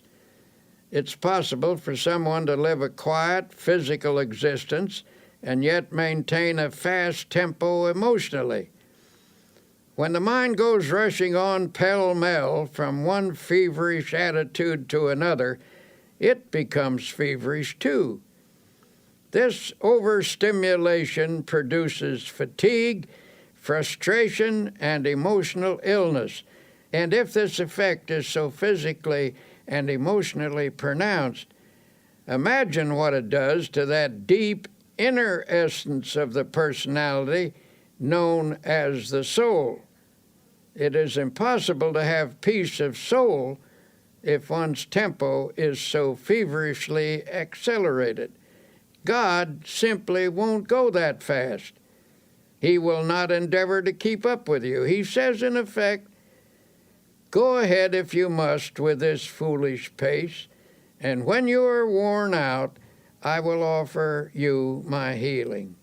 But I can make your life rich if only you will slow down and live and move and have your being in me. God moves imperturbably, slowly, and with perfect organization. The only wise rate at which to live is at God's rate. God gets things done, and they are done right, and He does them without hurrying. He neither fumes nor frets. He is peaceful and therefore very efficient. This same peace is offered to us. Peace I leave with you. My peace I give unto you. Sometimes I wonder if this generation isn't so accustomed to tension and noise that many aren't comfortable without it. The deep quietness of woods and valleys, so well known to our forefathers, is almost an alien state to them. It seems that the tempo of their lives doesn't allow them to draw upon the marvelous sources of peace and quietness that the physical world offers. One summer afternoon, my wife and I went for a long walk in the woods. We were stopping at a beautiful lake mountain house, which is set in one of the finest natural parks in this country, 7,500 acres of virgin mountainside, in the middle of which is a lake that is set like a gem in the forest. Here you come out of the deep woods onto some noble promontory and rest your eyes on great valleys set among hills, rock-ribbed and ancient as the sun. These woods, mountains, and valleys constitute what ought to be a sure retreat from every confusion in this world. On this afternoon as we walked, there was a mixture of summer showers and sunlit hours. We were drenched and started to fret about it a bit because it took the press out of our clothes. Then we told each other that it doesn't hurt a human being to get drenched with clean rainwater, that the rain feels cool and fresh on one's face, and that you can always sit in the sun and dry yourself out. So we walked under the trees and talked, and then fell silent. We were listening deeply to the quietness. In the strict sense, the woods are never still. There is tremendous activity always in the process. But on this beautiful afternoon, nature's sounds were quiet, harmonious. Nature was laying its hand of healing quietness upon us, and we could actually feel the tension being drawn off. Just as we were falling under this spell, the faint sounds of something passing for music came to us. It was a nervous, high-strung music, so popular these days. And presently through the woods came 3 young people, and one of them was lugging a portable radio. City people out for a walk in the woods, and tragically enough were bringing their noise along with them. They were nice folk, too, for they stopped and we had a pleasant talk with them. It occurred to me to ask them to turn that thing off and listen to the music of the woods. But I didn't feel it was my business to instruct them, and finally they went on their way. We commented on the loss they were incurring, that they could pass through this peacefulness and not give ear to the music that is as old as the world, harmony and melody the like of which man has never equaled, the song of the wind through the trees, the sweet notes of birds singing their hearts out, the whole background of the music of the spheres. Remember the words of Jesus, "Come ye yourselves apart into a desert place and rest a while." Frequently enough, I've had to remind myself to practice this truth. But we must discipline ourselves to quietness if we expect its benefits in our lives. To help reduce the tension that seems to dominate people everywhere, you can start by reducing your pace. To do that, you will need to slow down and quiet down. Do not fume. Do not fret. Practice being peaceful. Practice the peace of God, which passeth all understanding. Then note the quiet sense of power that wells up within you. A physician gave some rather unusual advice to a patient of his, one of those aggressive, go-getter types of businessman. This man had been telling him that he takes his briefcase home with him every night, packed with important work that must get done right away. When the doctor asked if someone else couldn't help him with it, the man snapped, "Nope, I'm the only one who can do it. Everything depends on me." The doctor asked, "If I write a prescription, will you follow it?" This, believe it or not, was the prescription. His patient was to take off 2 hours every working day and go for a long walk. Then he was to take off a half day a week and spend that half day in a cemetery. In astonishment, the patient demanded, "Why should I spend a half day in a cemetery?" "Because," answered the doctor, "I want you to wander around and look at the gravestones of men who are there permanently.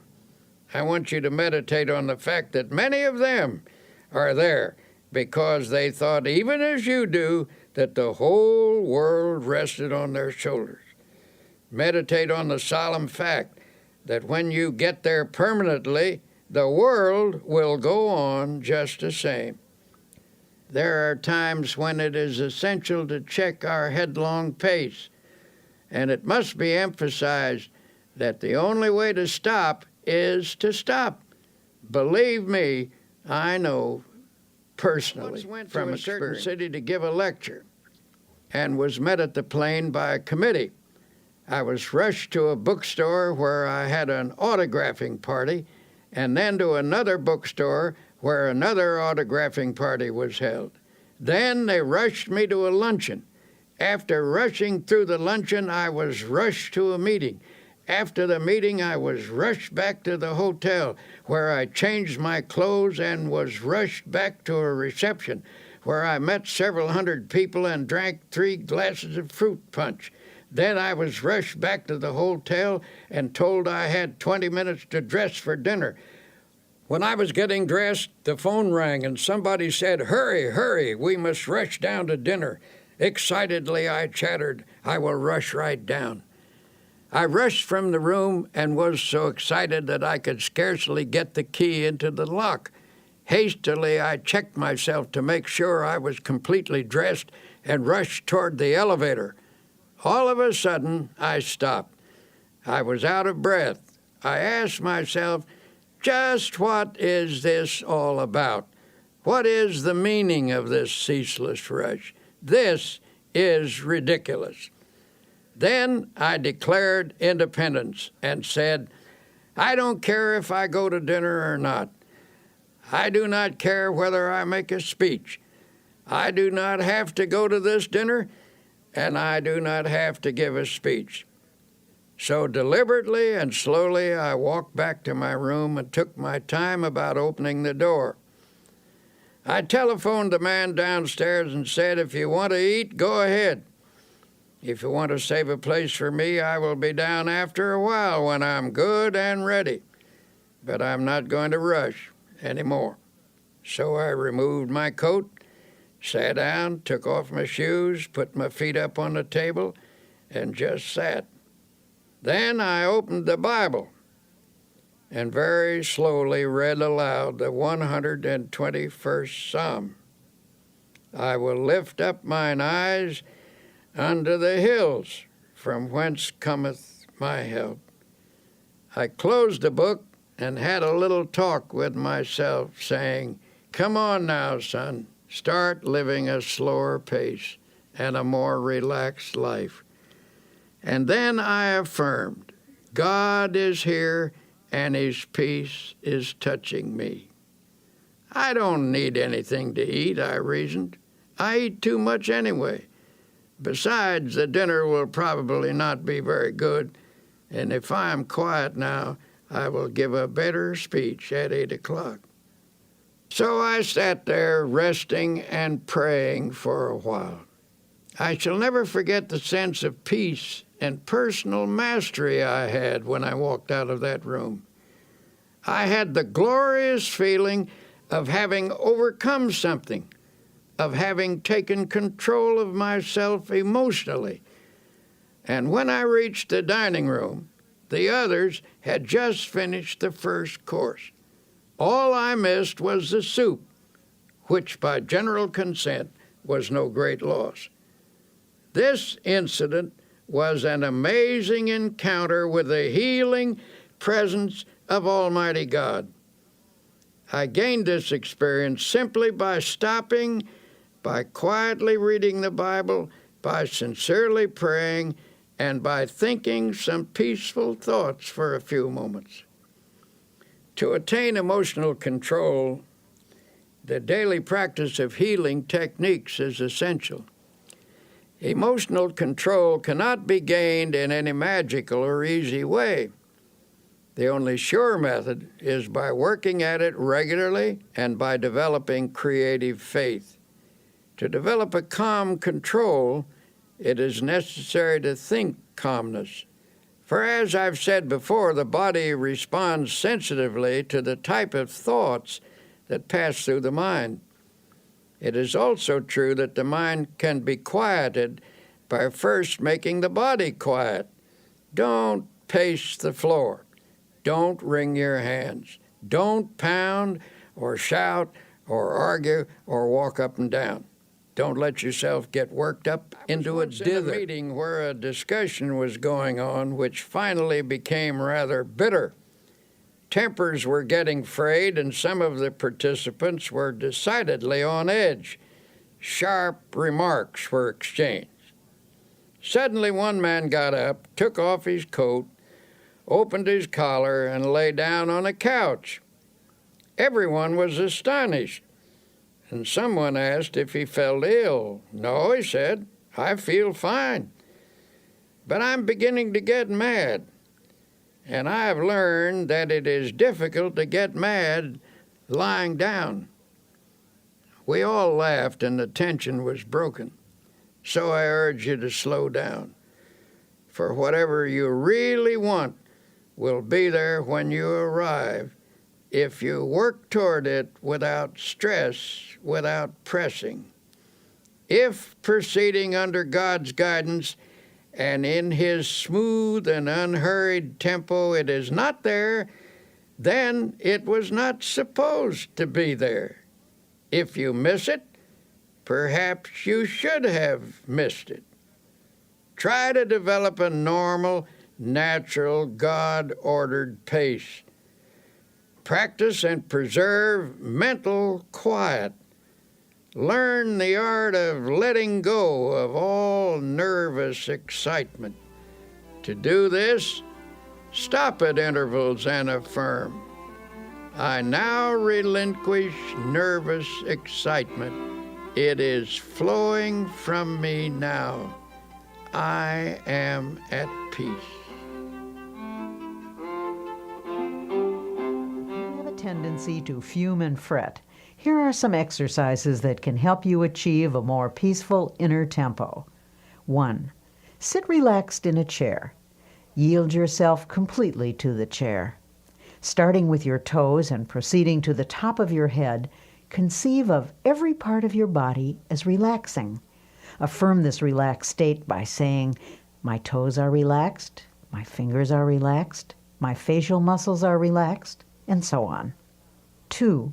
Think of your mind as the surface of a lake in a storm, tossed by waves and whipped by the wind. Then imagine the waves subside and the surface placid and smooth. 3. Spend 2 or 3 minutes thinking of the most beautiful and peaceful scenes you have ever beheld. A mountain at sunset, for example, or a deep valley filled with the hush of early morning, or a woods at noonday, or moonlight upon rippling waters. In your memory, relive these scenes. 4. Make a mental list of times in your life when you've been conscious of God's watchful care. Recall how He brought things out right and took care of you when you were worried and anxious. Then recite aloud this line from an old hymn: "So long thy power hath kept me, sure it still will lead me on." 5. Repeat the following quotation, which has a great power to relax and quiet the mind. "Thou wilt keep him in perfect peace, whose mind is stayed on thee." Repeat this aloud if possible, so that by the end of the day you will have said it many times. Conceive of these words as active, vital substances that permeate your mind and send a healing balm to every area of your heart and mind. The connection between the mind and the body is a subtle but powerful one.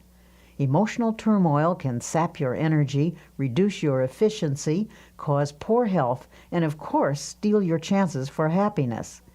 Here's Dr. Peel with some thoughts on reversing this process and restoring your vitality. A physician I know says many of his patients have nothing wrong with them except their thoughts. He has a favorite prescription for some of them, and it's a verse from the Bible, no less. It reads, "Be ye transformed by the renewing of your mind." He finds that when his patients change the pattern of their thoughts, they actually achieve a more peaceful state of mind.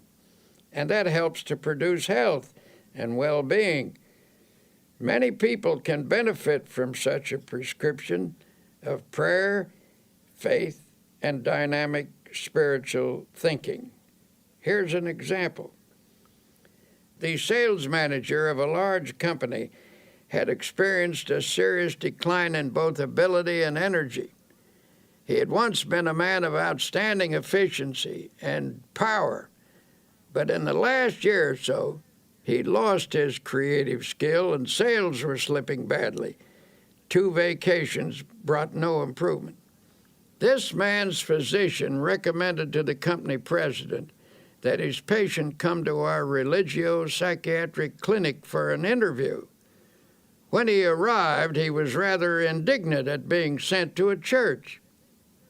"This is a pretty pass," he fumed, "when they send a businessman to a preacher. I suppose you're going to pray with me and read the Bible," he said irritably. "Well, I wouldn't be surprised," I answered, "for sometimes our trouble lies in an area where prayer and the therapy of the Bible can have an important effect." He proved most sullen and uncooperative until I was finally forced to say to him, "Listen, I want to tell you bluntly that you'd better cooperate with us or you're going to be fired." "Who told you that?" he demanded. "Your boss," I replied.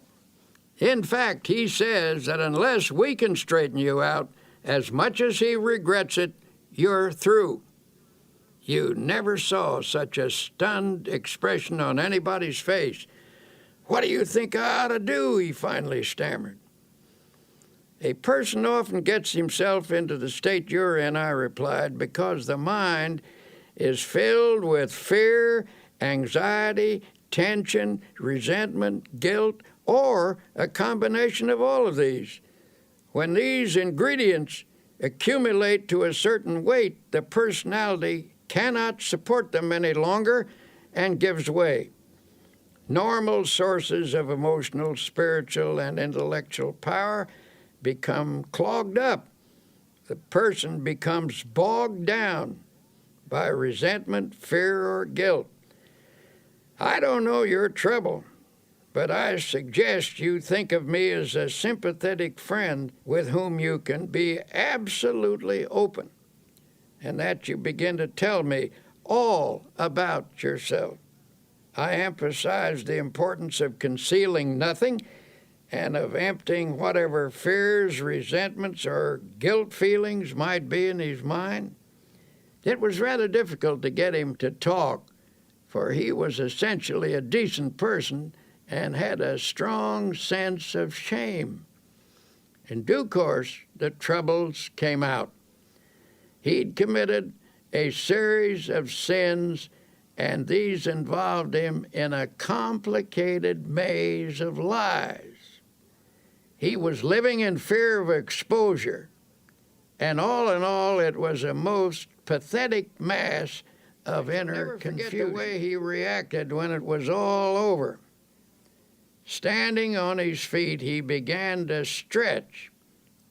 He stood on tiptoes, reaching his fingers toward the ceiling, and then took a deep breath. "My," he said, "I feel good." It was a dramatic expression of release and relief.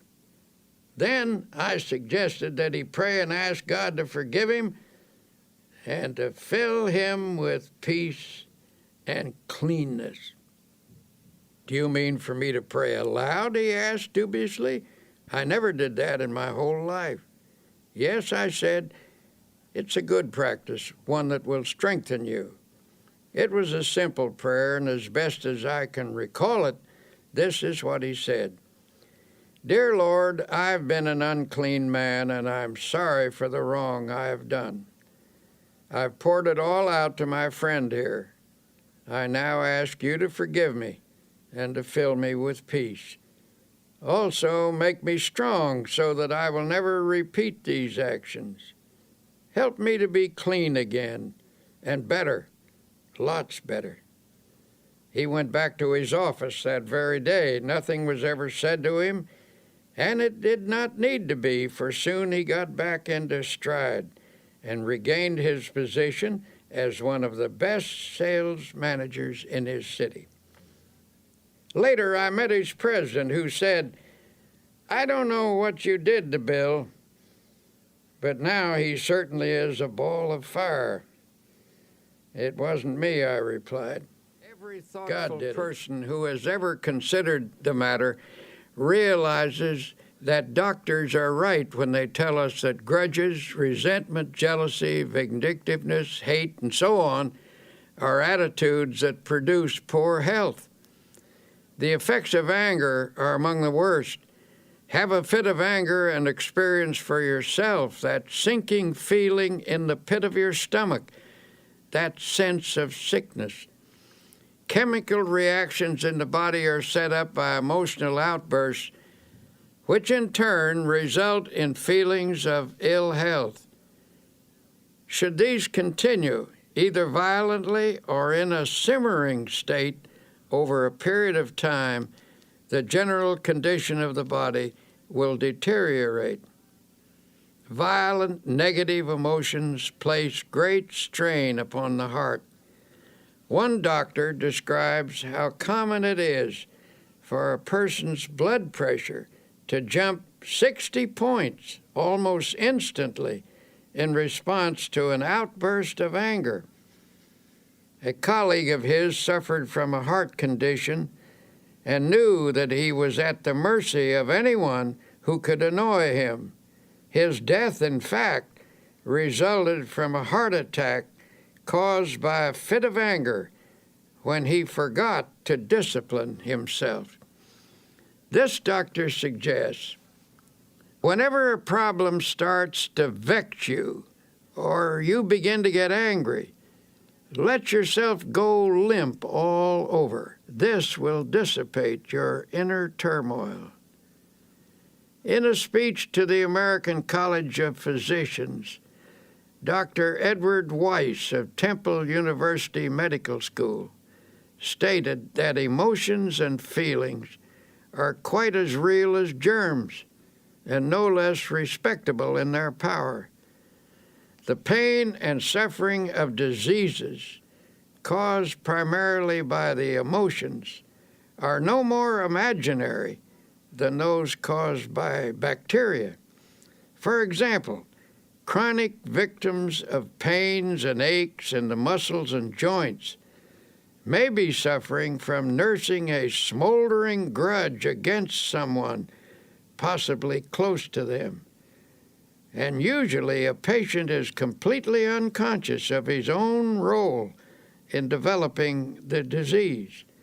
Such persons are often suffering from a disorder of their feelings, often linked to a marital or parent-child problem. I was once told about a woman who came to her doctor complaining that her hands kept breaking out, a problem which was diagnosed as eczema. This doctor encouraged his patient to talk about herself. It turned out that she was a very rigid, unhappy person, and he encouraged her to see a psychiatrist for help. The psychiatrist saw at once that there was some irritating situation in her life that she was translating outwardly in the form of a skin rash. Thus, she was taking out on her own body the urge to scratch something or someone. The doctor finally put it to her bluntly. "What's eating you? You're peeved at something, aren't you?" He reported that she stiffened up like a ramrod and marched right out of the office, so he knew he'd been on target. A few days later, she came back. Due to the agony of the eczema, she was ready to let him help her, even if it meant she had to give up a hatred. It turned out to be a family argument about a will. This woman felt she'd been unfairly treated by a younger brother of her hostility and made up with her brother. The eczema vanished within 24 hours. Such cases go on and on. When people allow their emotions to get the better of them, their body responds by breaking down in small or sometimes in large and grave ways. How we think we feel physically has a definite effect on how we do feel. If your mind tells you you're tired or ill, the nerves and the muscles accept that as a fact. On the other hand, if you convince yourself that you feel refreshed and healthy, energy and well-being can also be generated. The body is designed to produce all the energy you need over an amazingly long period of time. To have good health, a person must take reasonable care of his body with proper diet, exercise, sleep, and so on. To complete the prescription, a well-balanced emotional life is also necessary. When body, mind, and spirit work harmoniously, energy is continuously replaced. The longer I live, the more I'm convinced that neither age nor circumstance needs to deprive us of energy and vitality. If you are feeling under par, I recommend that you do a very scrupulous self-analysis. Honestly ask yourself if you're harboring any ill will or resentment or grudges, and if so, cast them out. Every day and every night of your life, these feelings eat away at you. Emotional ills sap your energy, reduce your efficiency, cause poor health, and of course, they steal your chances for happiness. And yet some people still think that when the Bible tells us not to hate or get angry, it is theoretical advice. The Bible is not theoretical. It is our greatest book of wisdom. It is filled with practical advice on living and on health. Since irritation, anger, hate, and resentment have such a powerful effect on our health, what is the antidote? Obviously, the solution is to fill the mind with attitudes of goodwill, forgiveness, faith, love, and an indomitable spirit. Conquering such negative emotions, here are some practical suggestions. 1. Remember that anger is an emotion, and an emotion is always warm, even hot. To reduce an emotion, cool it. We all know that when a person gets angry, hands clench, the voice rises stridently, muscles tense, the body becomes rigid. Physically, you become poised to fight with adrenaline shooting through your body. To counter this reaction, deliberately oppose the heat of this emotion with coolness. Freeze it out. Use your will to keep your hands from clenching by holding your fingers out straight. Deliberately reduce the tone of your voice. Bring it down to a whisper. Slump in a chair or even lie down if possible. Remember, it's difficult to argue in a whisper or even get mad while lying down. At the moment, it may be a bit hard to pray, but try it anyway. At least conjure up a picture of God in your mind and try to think of Him angry as you are. You can't do it, and the effort will serve to puncture your hostility. Instead of counting to 10 when you feel anger mounting, try the first 10 words of the Our Father. Our Father, who art in heaven, hallowed be thy name. Say that 10 times and your anger will lose its power. Anger is an emotion which is sometimes the accumulation of many minor irritations. These irritations, each rather small, gather force as one is added to another, finally bursting forth in a fury. To dry up the tiny drops that feed the great river of anger, make a list of everything that irritates you, no matter how inconsequential it may seem. Then make each separate irritation a special object of prayer. Get a victory over each, one at a time. Instead of destroying all of your consolidated anger, use prayer to snip away at each annoyance. When a situation occurs in which your feelings are hurt, get it straightened out as quickly as possible. Don't brood over it. Do something about it. Don't allow yourself to sulk or indulge in self-pity or mope around with resentful thoughts. If your feelings are hurt, see if you can talk to the person you're having trouble with. Try to resolve the situation right away so the incident doesn't get distorted or out of proportion. Put some spiritual iodine on the hurt by saying a prayer of love and forgiveness. Allow the grievance to drain out of your mind. Go to someone you trust and pour it out until not a vestige of it remains within you. Then forget it. Pray for people who hurt your feelings. Continue this until you feel the malice fading away. You may have to pray for quite a while to get this result. Say this little prayer. May the love of God fill my heart. Then add this line. May the love of God for that person who has hurt me flood my soul. Pray this and mean it. Take the advice of Jesus literally when he said to forgive 70 times 7. That comes to 490 times. Before you have forgiven a person that many times, you will be free of resentment. Worry can have a devastating effect on your physical and emotional health. It stifles the flow of creative power and cripples the ability to act with confidence and clarity. But there is a remedy for overcoming fear. Here is Dr. Peel. Reduced to its simplest form, what is worry? Basically, worry is an unhealthy and destructive mental habit. But if you're a worrier, you weren't born with the habit. You acquired it, and like any habit or acquired attitude, you can cast worry from your mind. A famous psychiatrist asserts that anxiety is the great modern plague. Professionals tell us that fear is the most disintegrating enemy of the human personality, that worry is the most subtle and destructive of all human diseases, that thousands of people are ill because of dammed-up anxiety.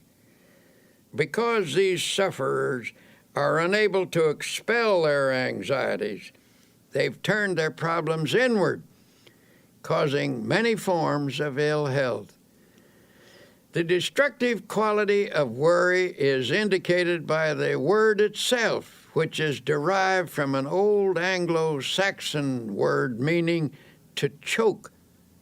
If someone were to put his fingers around your throat and press hard, cutting off the flow of air and blood, it would be a dramatic demonstration of what you do to yourself by long-held and habitual worry. The worrier, so it seems, is not likely to live as long as the person who learns to overcome his worries.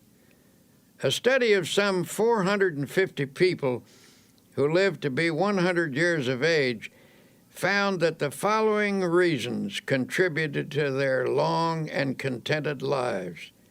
1, they kept busy. 2, they used moderation in all things. 3, they ate lightly and simply. 4, they got a great deal of fun out of life. 5, they were early to bed and early to rise. 6, they were free from worry and fear, especially the fear of death. 7, they had serene minds and faith in God. Have you ever heard a person say, "I'm almost sick with worry," and then add with a laugh, "But I guess worry never really makes you ill"? But that is where they are wrong. Worry can make you ill. The problem is we worry not only with our minds, but with our hearts, brains, and every other part of ourselves. No matter what the cause of worry and fear, its effect can be noted in the cells, tissues, and organs. But don't be discouraged. There is a remedy that will bring you sure relief.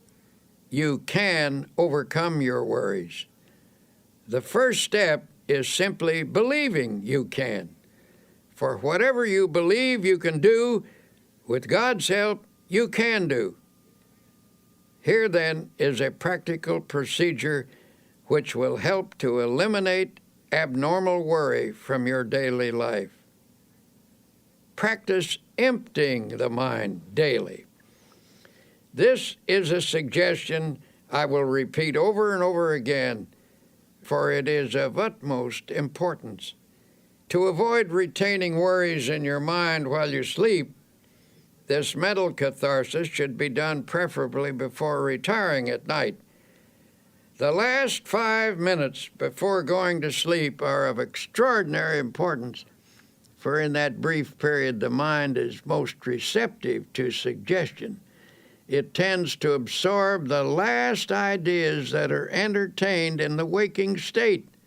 Then while you sleep, thoughts sink into the subconscious. This process of mind letting is important in overcoming worry because fearful thoughts can clog the mind and impede the flow of mental and spiritual power. But if such thoughts are eliminated daily, they will not accumulate. To help drain away these thoughts, you might use a process of creative imagination, in which you conceive of yourself as actually emptying your mind of all anxiety and fear. Think of the remarkable imaginative skill of small children. Watch how they respond to the game of kissing away a hurt.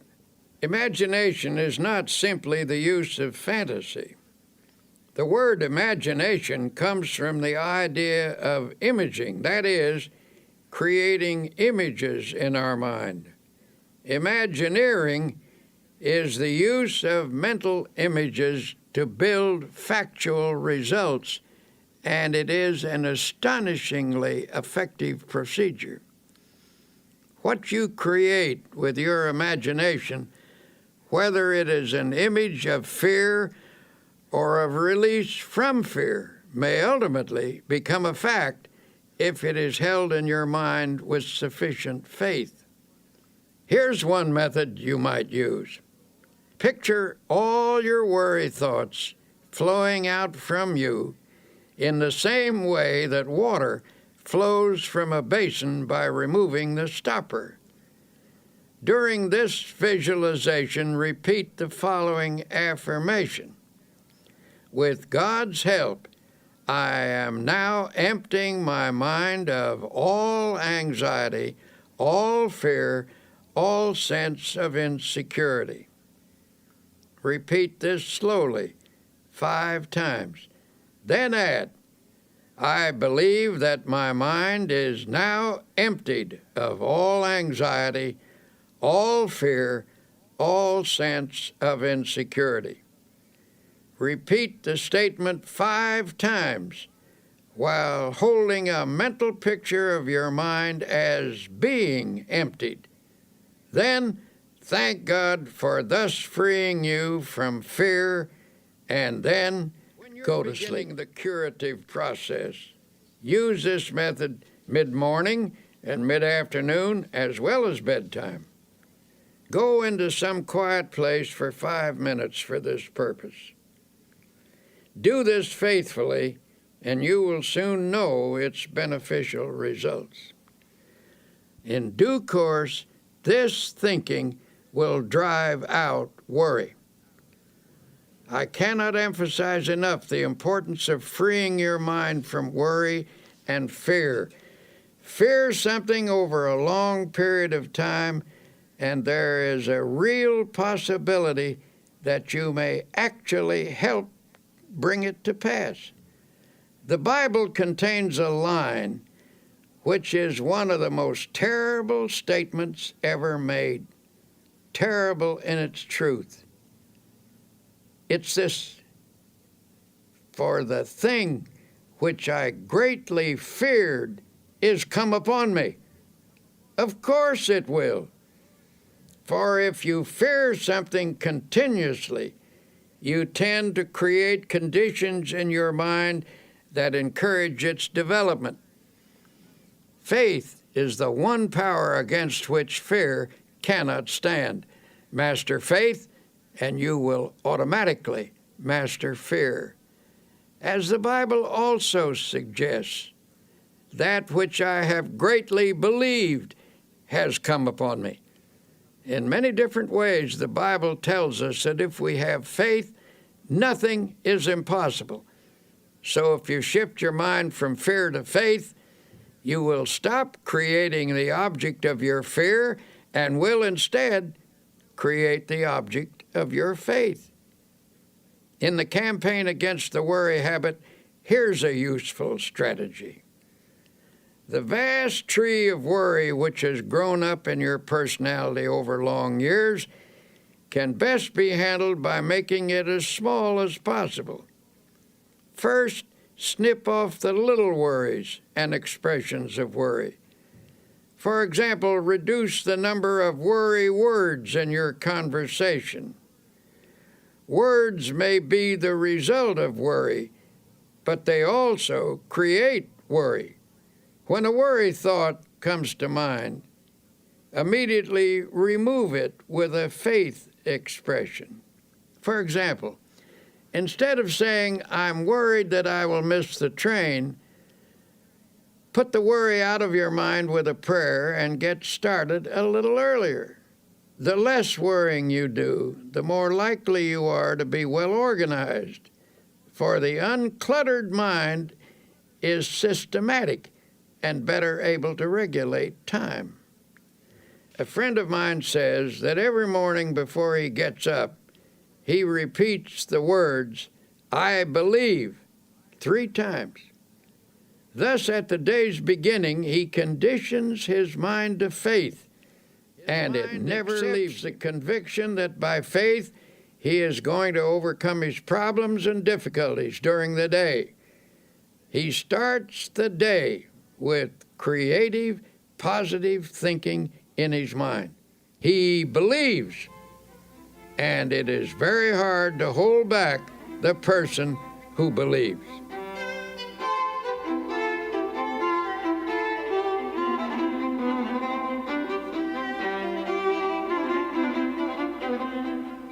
Many people fail to overcome troubles such as worry because they allow a problem to seem complicated.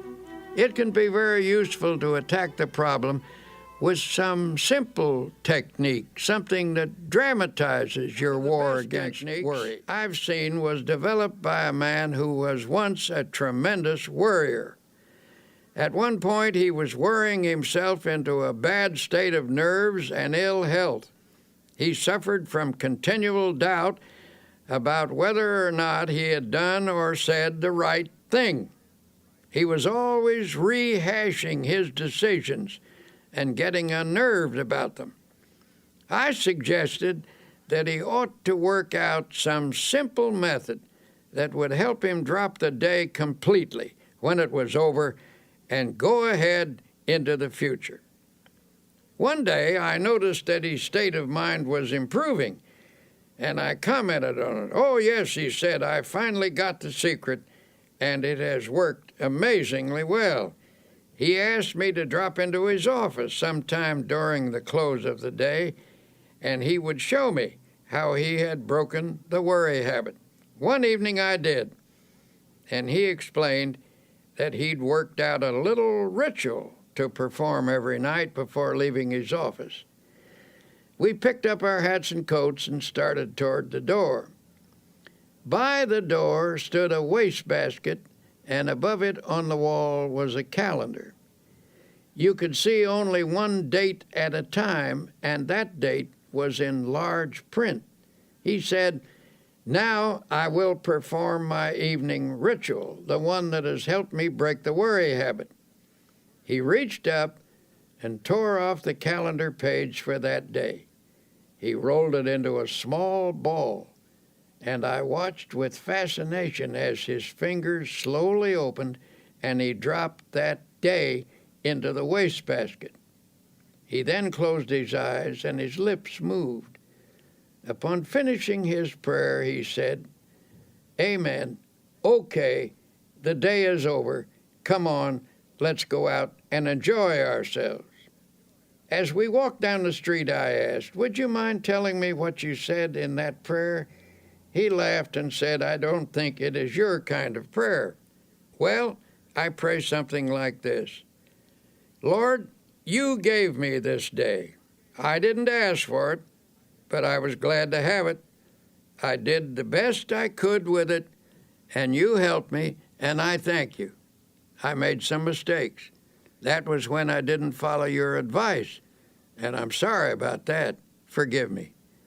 But I had some victories and some successes too, and I'm very grateful for your guidance. But now, Lord, mistakes or successes, victories or defeats, the day is over, and I'm through with it. So I'm giving it back to you. Amen. Well, perhaps that isn't an orthodox prayer, but it certainly proved to be an effective one. He dramatized the finishing of the day, and he set his face to the future, expecting to do better tomorrow. When the day is over, God blacks it out by bringing down the curtain of night. This man cooperated with God's method, and his past mistakes and failures gradually lost their hold on him. He was released from the worries that accumulated from his yesterdays. His anti-worry formula is also described in these words from the Bible. But this one thing I do, forgetting those things which are behind, and reaching forth unto those things which are before, I press toward the mark for the prize of the high calling of God in Christ Jesus.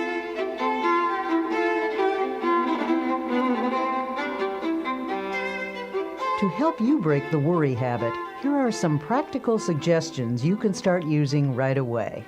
1. Say to yourself, worry is a very bad mental habit. I can change any habit with God's help. 2. You can become free of worry by practicing the opposite and stronger habit of faith. With all the strength and perseverance you can command, start practicing faith. 3. How do you practice faith? Here's a good way to begin. First thing every morning before you rise, say out loud, I believe. 4. Recite this prayer frequently. I place this day, my life, my loved ones, my work in the Lord's hands. There is no harm in the Lord's hands, only good. Whatever happens, whatever results, if I am in the Lord's hands, it is His will, and it is good. 5. Practice saying something positive about everything. For example, don't say, this is going to be a terrible day. Instead, affirm, this is going to be a glorious day. Don't say, I'll never be able to do that. Instead, affirm with God's help, I will do that. 6. Shoot an injection of faith into all your conversations. A group of people talking pessimistically can infect every person in the group with negative feelings. But by talking up rather than down, you can drive off that depressing atmosphere and make everyone feel hopeful. 7. One reason you're a worrier is because your mind is literally saturated with thoughts of gloom, defeat, and apprehension. To counteract these, mark every passage in the Bible that speaks of faith, hope, and happiness. Commit each to memory. Say them over and over again until they saturate your subconscious mind.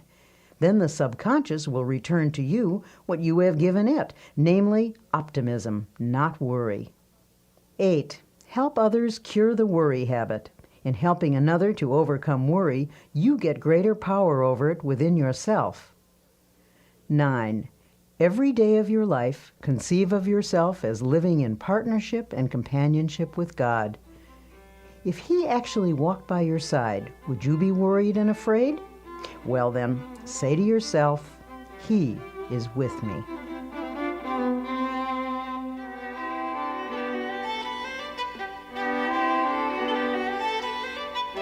For most people, happiness is perhaps the most precious commodity in the world. And yet, all too often, it eludes us. In this segment called Create Your Own Happiness, you'll discover why happiness is really a state of mind. Once I met a man who absolutely bubbled over with radiant happiness. When I asked him his secret, he said, "Why, it's just as plain as the nose on your face. When I get up in the morning, I realize I have two choices, either to be happy or unhappy. And what do you think I do? I just choose to be happy, and that's all there is to it. Now, that may seem a superficial response, but I recall that Abraham Lincoln, who nobody could accuse of being superficial, said that people were just about as happy as they made their minds up to be. Perhaps the easiest thing in the world to find is a way of being unhappy. Just choose unhappiness. Go around telling yourself that things aren't going well, that nothing is satisfactory, and you can be quite sure of being unhappy. But say to yourself, things are going nicely, life is good, I choose happiness. And you can be quite sure of having your choice. Children are much more adept at finding happiness than most adults. The adult who can carry the spirit of a child into middle and old age is a kind of genius, for he will preserve the truly happy spirit with which God endows the young. The subtlety of Jesus Christ is remarkable, for he tells us that the way to live in this world is to have a childlike heart and mind. In other words, never get old or dull or jaded in spirit. Don't become super sophisticated. A 9-year-old was asked what makes her happy. She listed her playmates, her school, her church, and her family. That list incorporates all the elements that are important in adult life, too. Your friends and associates, your work, your place of worship, and the home circle where you find love. There you have happiness in a nutshell. And the happiest time of your life is in relation to those factors. A few other things that some boys and girls said made them happy. Street lights reflected on a river, smoke rising from a chimney, the moon in the clouds, red velvet, a swallow flying, water being cut at the bow of a boat, a fast train rushing, a builder's crane lifting something heavy, looking into deep, clear water. There is something of the most sublime element of the universe expressed in these things. To become a happy person, have eyes that see romance in the commonplace, a child's heart, a clean soul, and spiritual simplicity. Unfortunately for many people, unhappiness is their most frequent state of mind. But since a fundamental desire of every human being is for that state of existence called happiness, something should be done about all this misery. So many real problems are created by life itself, difficulties over which we have little or no control. It is simply foolish to further create our own. But the truth is, by our thoughts and attitudes, we distill out of the ingredients of life either happiness or unhappiness for ourselves. We can manufacture unhappiness simply by our thinking.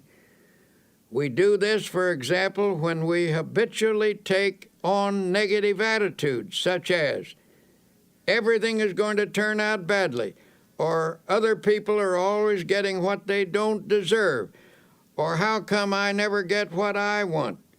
Unhappiness is further increased when we saturate our minds with resentment, hate, fear, and worry. Well then, if we ourselves create such a large proportion of our unhappiness, how can we produce happiness instead? An incident from one of my railroad journeys may suggest an answer. One morning, a half dozen of us were shaving in the men's lounge. As always in such close quarters after a night on a train, this group of strangers was not disposed to be cheerful. There was little conversation, and that little was mostly mumbled. Then a man came in wearing a broad smile. He greeted us all with a bright good morning, but received rather unenthusiastic grunts in return. As he went about his shaving, he was humming a happy little tune. It got a bit on the nerves of some of the men, and finally one said rather sarcastically, "You certainly seem to be happy this morning. Why all the cheer?" "Yes," the man answered. "As a matter of fact, I am happy. I do feel cheerful." Then he added, "I make it a habit to be happy." That's all he said. But that simple statement is really quite profound. For happiness depends, to an important degree, upon the habit of mind we cultivate. The book of Proverbs, that collection of wise sayings, puts it in another way. He that is of a merry heart hath a continual feast. Out of the happiness habit comes a happy life. And because we can cultivate a habit, we therefore have the power to create our own happiness habit. Make a mental list of pleasant thoughts and pass them through your mind several times a day. If an unpleasant thought should enter your mind, immediately stop, consciously reject it, and substitute a pleasant thought. Every morning before rising, lie relaxed in bed for a few minutes. Let pictures of each happy experience you expect to have during the day pass across your mind. Savor their joy. Such thinking will help cause events to turn out that way. Do not affirm that things will not go well that day. By merely saying that, you can actually help to make it so. You will draw to yourself every factor, large and small, that will contribute to unhappy conditions. As a result, you will find yourself asking, "Why does everything go badly for me? What's the matter with everything?" Tomorrow, try this plan instead. When you rise, say out loud 3 times this one sentence: "This is the day which the Lord hath made. I will rejoice and be glad in it." Repeat it in a strong, clear voice with positive tone and emphasis. The statement, of course, is from the Bible, and it is a good cure for unhappiness. While dressing or shaving or getting breakfast, you might also say aloud a few such remarks as, "I believe this is going to be a wonderful day. I believe I can successfully handle all the problems that will arise. I feel good physically, mentally, emotionally. I am grateful for all that I have had, for all that I now have, and all that I shall have. Things are not going to fall apart because God is here, and He is with me, and He will see me through. I thank God for every good these phrases and meditate on their meaning. You will change the character of your day by starting off with a positive frame of mind.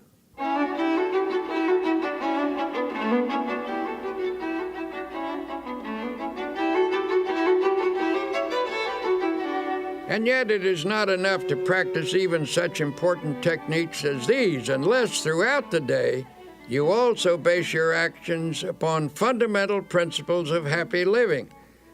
One of the most simple and basic of such principles is that of human love and goodwill. One man who truly knew happiness was a friend of mine named Ralston Young, who was once famous as Red Cap number 42 in New York City's Grand Central Station. This man carried bags for a living, but his real job was living the Spirit of Christ. As he carried a person's suitcase, he tried to share a little Christian fellowship. He carefully watched a customer to see if there was any way he could give them more courage and hope.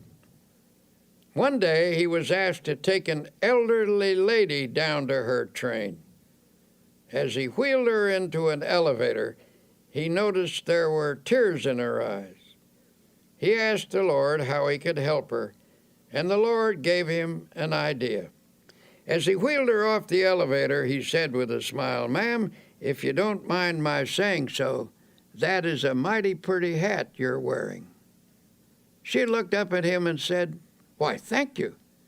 And I might add," he said, "that sure is a pretty dress you have on. I like it so much." This appealed to her, and despite the fact that she wasn't feeling well, she brightened up and asked, "Why in the world did you say those nice things to me?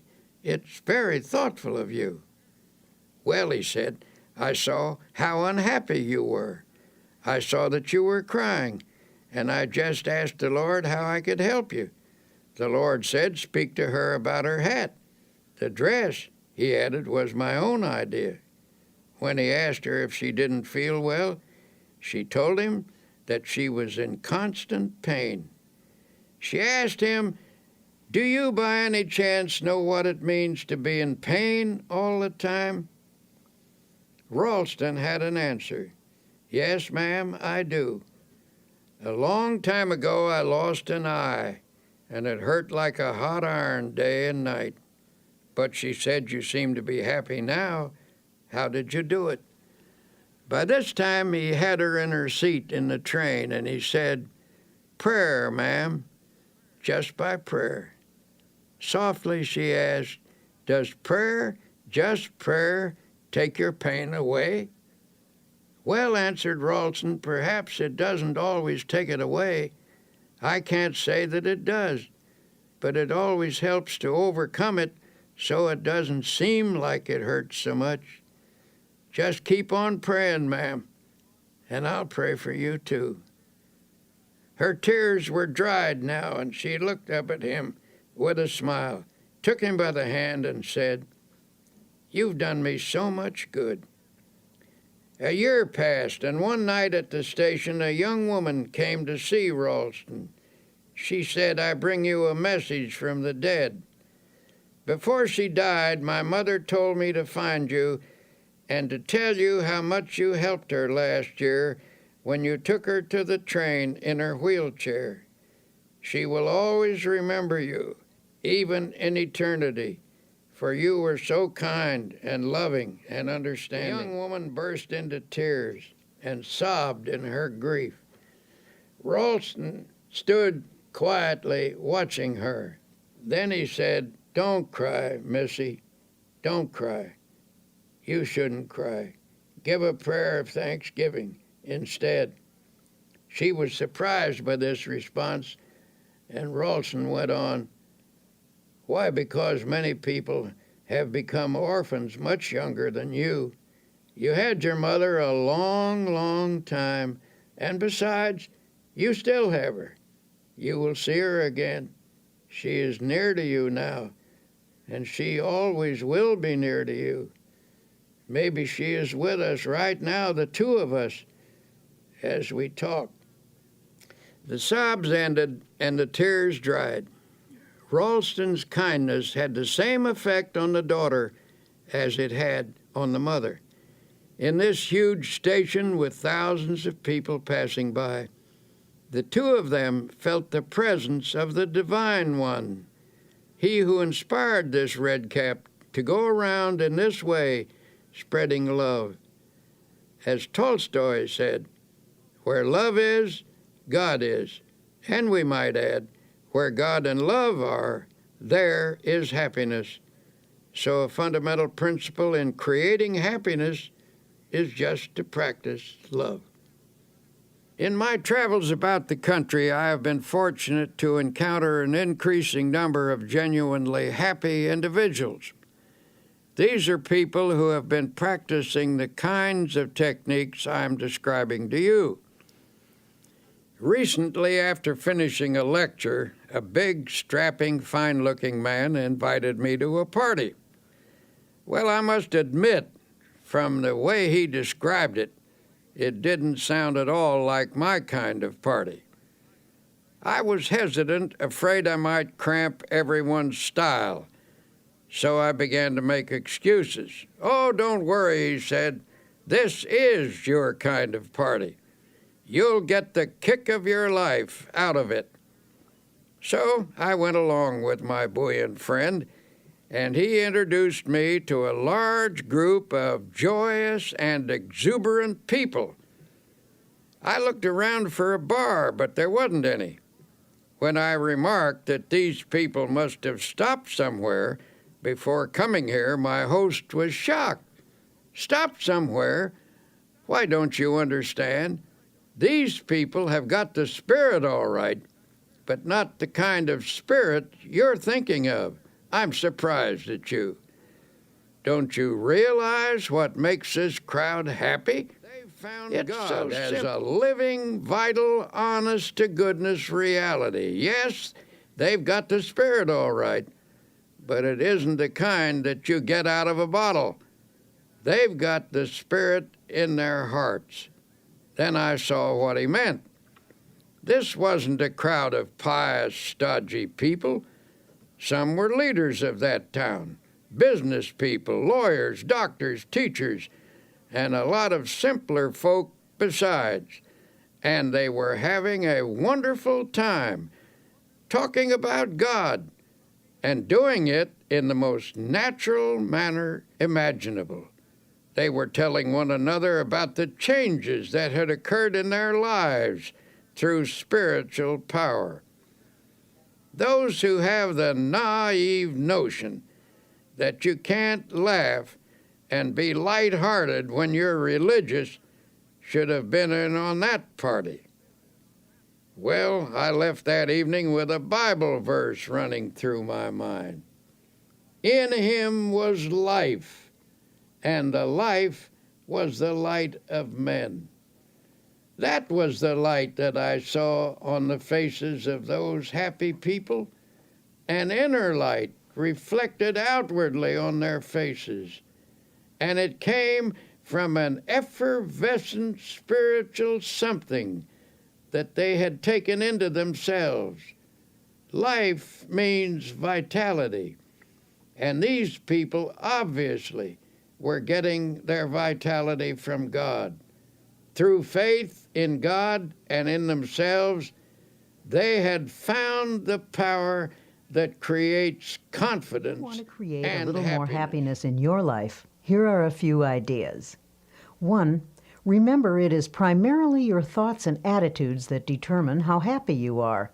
Never allow resentment, hate, fear, or worry to dominate your thoughts. 2. Make it a habit to be happy. You can cultivate this habit, so you do have a choice. As the book of Proverbs says, "He that is of a merry heart hath a continual feast." 3. Practice happy thinking. Make a mental list of pleasant thoughts and pass them through your mind several times each day. If an unpleasant thought should enter your mind, immediately stop, consciously reject it, and substitute a pleasant one. 4. Each day when you arise, say this one sentence out loud. "This is the day which the Lord hath made. I will rejoice and be glad in it."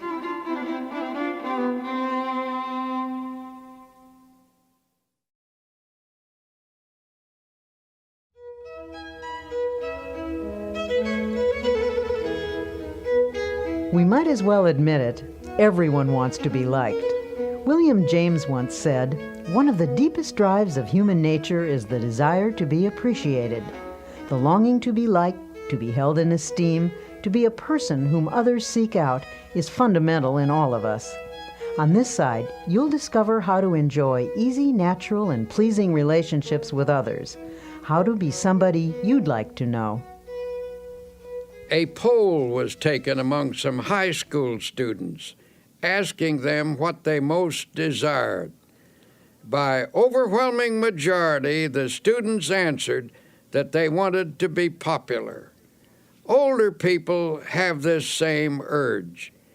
Indeed, it is doubtful if anyone ever outlives the desire to be highly regarded or to have the affection of friends and associates. The feeling of not being wanted or needed is one of the most devastating of all human emotions. Being needed by others is absolutely necessary for emotional stability and happiness. Yet it is sad to realize how many people suffer from a sense of isolation. I was at a luncheon once when a young doctor rushed in to take his place at the table. He looked frazzled as he sat down with a weary sigh. If only the telephone would stop ringing, he complained. I can't get anywhere because people call me all the time. I wish I could put a silencer on that phone. An elderly doctor at the table spoke up. I know how you feel. I used to feel that way myself. But you should be thankful the phone does ring. Be glad people want and need you. Then he added pathetically, nobody ever calls me anymore. I would like to hear the telephone ring again. Nobody wants me, and nobody needs me. I'm a has-been. The feeling of not being wanted or needed can produce frustration, illness, and even aging. It is not only a sad way to live, but it is damaging to the human psyche. If you're feeling useless, for your own sake, do something about it. Try getting out of yourself for a while. Stop feeling sorry for yourself and find a way instead to provide a service for someone else. Think about people who are less fortunate than you who need help. Volunteer for a worthwhile cause. Not only will you find the esteem we all need, but others will greatly benefit by what you give. People who give. deliberately strive to be popular often fail in the attempt. Popularity sought purely for its own sake can be a superficial goal which encourages superficial results. On the other hand, we all know someone who has that extra something, a magnetism that comes from inner confidence. Without even trying, these people never seem to lack for friends. Before we begin talking about ways to improve your relationships, let me warn you that no one, no matter how terrific, is liked by everyone. It's a curious quirk in human nature, but there are certain people with whom we simply don't click. Even the Bible recognizes this fact about human nature, for it says, if it be possible, as much as lieth in you, live peaceably with all men. The Bible is a very realistic book. It knows people, their infinite possibilities, as well as their imperfections. The Bible advised the disciples that they should do their best to get along with the people in the villages they visited. But if they still couldn't do so, after trying sincerely, they were to shake off the very dust of the village from their feet. And whosoever will not receive you when you go out of that city, shake off the very dust from your feet for a testimony against them. This is all by way of saying that if you don't achieve perfect popularity with everyone, don't let it bother you too much. People have never mastered the knack of being sought after, and it's not for lack of trying. Some people even go to extremes, acting in a manner they don't really enjoy, all because of their intense desire to be liked. Unfortunately, this desire is often merely a search for a superficial kind of popularity. Having said that, now let me tell you that there are certain procedures which can make you a person that other people like to be with, without becoming artificial or putting on an act. You can enjoy satisfactory personal relationships even if you are a difficult person or are by nature shy and retiring. Here are some suggestions. First, try to be a comfortable type of person, the kind that others can be easy with. Some people always keep a barrier between themselves and the world. It's a strain just to be with them. A stiff, unresponsive individual never quite meshes into a group. It's hard to know what they're feeling or how they're going to react. They make you feel a little uneasy. But a comfortable kind of person is easygoing and natural. They have a pleasant, kindly, genial way about them. Being with them is a bit like wearing an old hat or an old pair of shoes. It is important to try to be natural.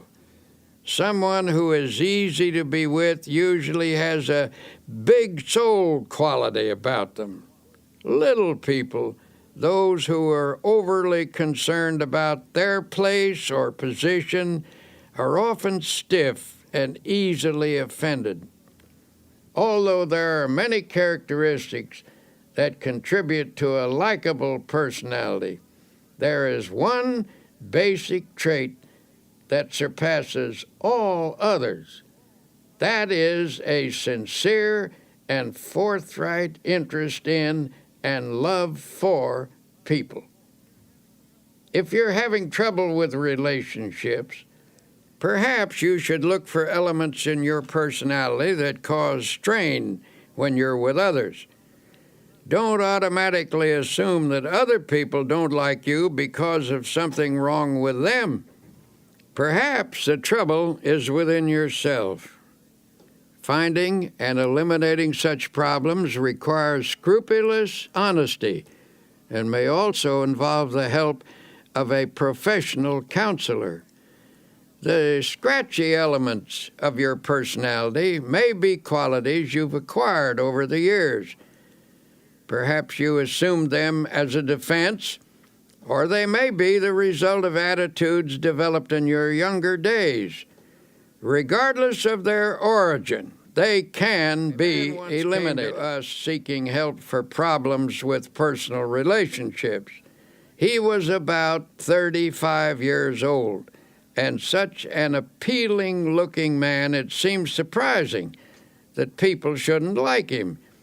Yet he proceeded to outline an unhappy set of circumstances to illustrate his dismal failure with people. "I do my best," he said.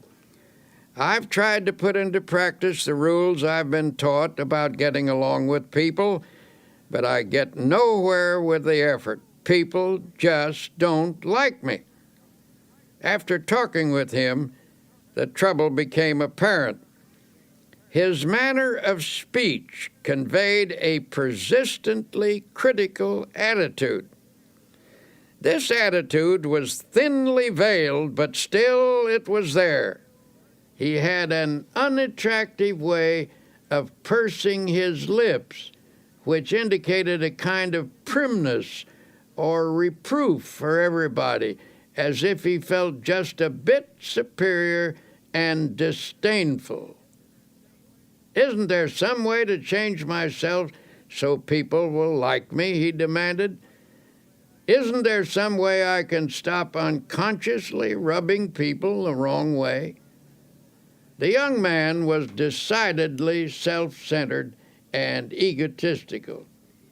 The person he really liked was himself. Every statement, every attitude was unconsciously measured in terms of how it made him look. He was irritable with people and picked on them in his own mind, though few outward conflicts developed.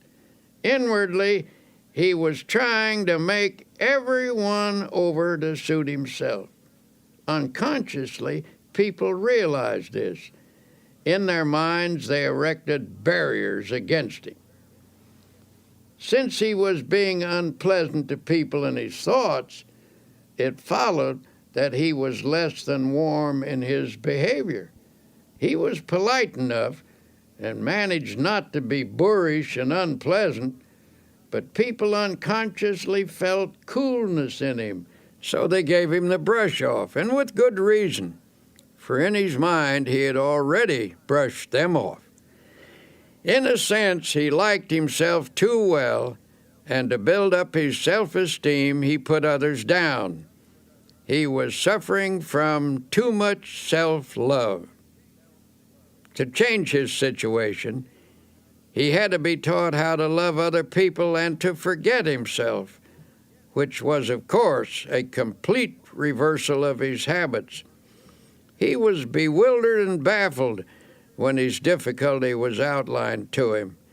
But since he was sincere and meant business, he practiced his suggested techniques for developing love of others in place of extreme self-love. It took some fundamental changes to accomplish this goal, since his egotism was so deeply ingrained. But in the end, he did succeed. Suggested was that he make a list of people he had met during the day, for example, the bus driver or the newsboy. Every night before retiring, he was to mentally picture each person on the list, and as he brought each face up before him, he was to think a kindly thought about that person and then pray for them. Each of us has his own world, people we encounter each day or with whom we do business. This man was instructed to pray for those in his own little world. For example, the first person he saw each morning was the elevator man in his apartment house. Normally, he'd say a perfunctory good morning. Now he took the time to have a little chat. He asked the elevator man about his family and about his interests. He found that he had an interesting point of view and some experiences which were quite fascinating. He began to see new values in a person who had previously been a mechanical robot to him.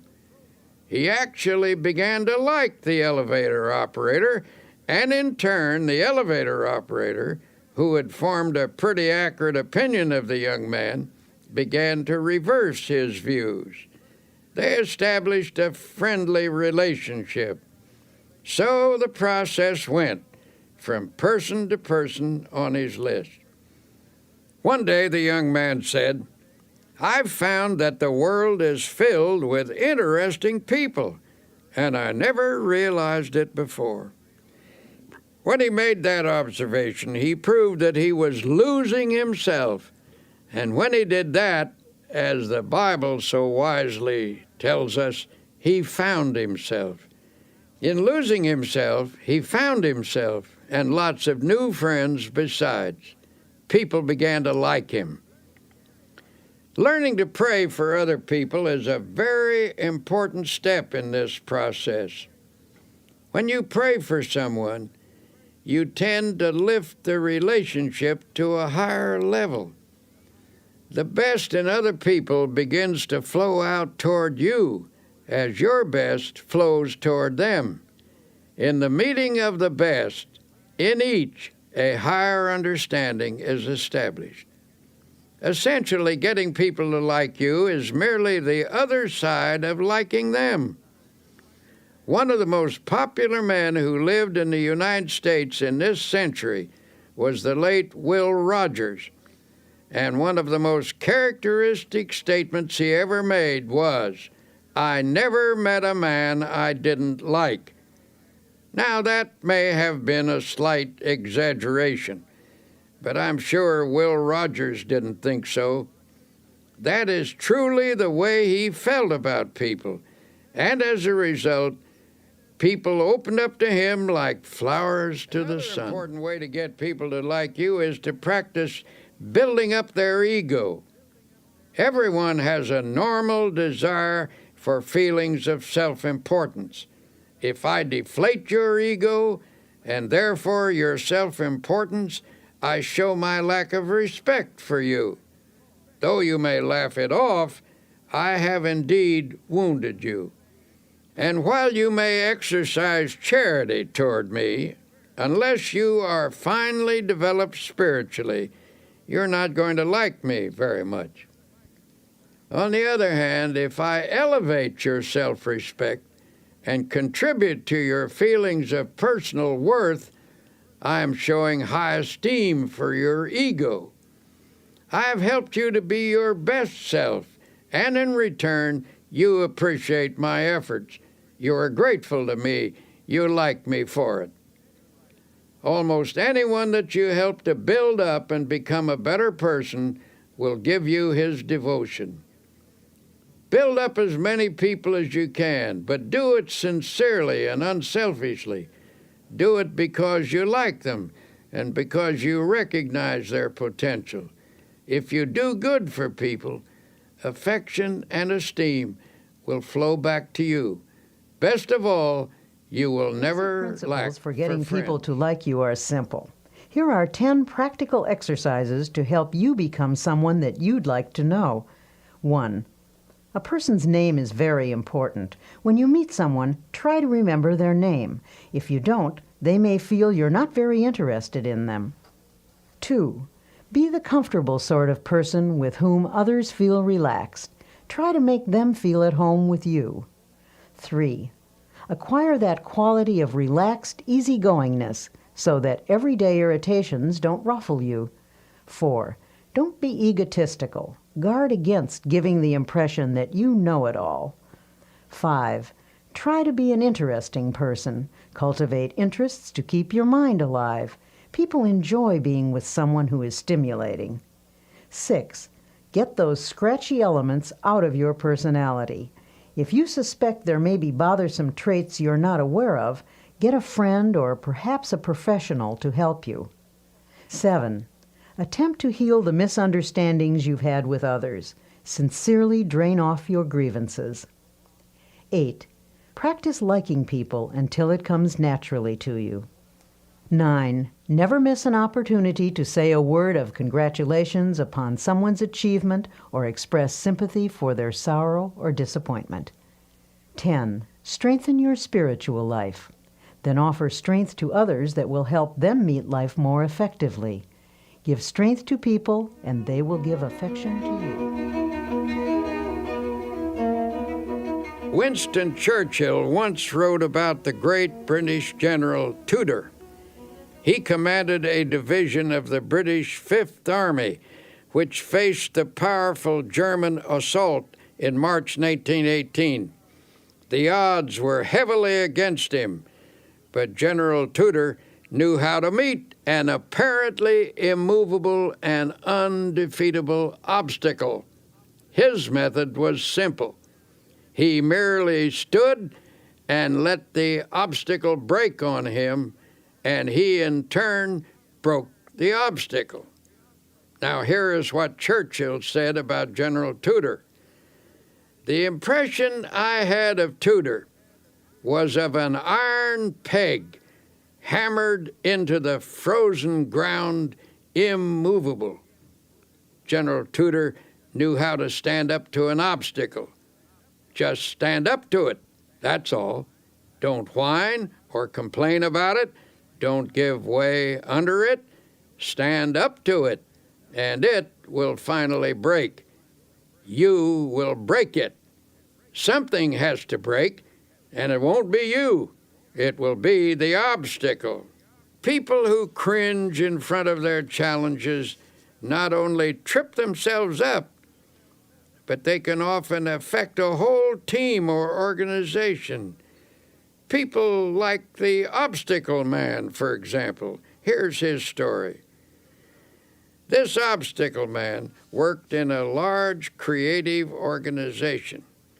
He received this name because no matter what suggestion was advanced, his mind instantly latched onto all the possible obstacles in connection with it. One day, the directors of his firm were considering a project which involved considerable expense and some definite hazards, as well as possibilities for success. In a discussion of the venture, the Obstacle Man would frequently say, "Just a moment. Let's consider the obstacles involved." Now, present at this meeting was another man who said very little, but who was greatly respected by his colleagues for his ability and achievements. After listening to the Obstacle Man's litany of objections, he finally asked, "Why do you constantly emphasize the obstacles in this proposition instead of the possibilities?" The Obstacle Man responded, "To be intelligent, one must always be realistic, and it is a fact that there are definite problems with this project. What attitude would you take toward these obstacles, may I ask?" The other man unhesitatingly replied, "What attitude would I take toward these obstacles? Why, I would just remove them, that's all, and then I would forget them." "But," said the Obstacle Man, "that's easier said than done. You say you would remove them and forget them. May I ask if you have any technique for doing this that the rest of us have never discovered?" A slow smile came over the face of the other man as he said, "My entire life removing obstacles, and I never saw one yet that couldn't be removed, provided you had enough faith and guts and were willing to work. Since you want to know how it's done, I'll show you." He then reached into his pocket and took a card out of his wallet. He shoved the card across the table and said, "There, read that. That's my formula. And don't give me a song and dance about how it won't work either. I know better from experience." The Obstacle Man picked up the card and, with a strange look on his face, read the words to himself. "Read them out loud," urged the other man. In a slow, dubious voice he read, "I can do all things through Christ who strengthens me." The owner of the card put it back in his wallet and said, "I've lived a long time and have faced a lot of difficulties, but there is power in those words, actual power, and with it you can remove any obstacle." He said this with confidence, and everyone knew he meant it. He was, in fact, a remarkable man who had overcome many odds, and his successful track record spoke for itself. His positive attitude, plus the fact that he was not in any sense holier than thou, made his words convincing to the men around the table. At any rate, there was no more negative talk from the Obstacle Man or anyone else from then on. The project was put into operation, and despite risks and difficulties, it turned out successfully. Think of the winning mentality that sports champions cultivate. When a game seems to be going against them, they can't let discouragement creep in. They can't let negative thoughts dominate, or they will lose the power to win. To be a champion in your own arena, your mental and spiritual resources must be razor sharp with confidence. Now you may say, "But you don't know my circumstances.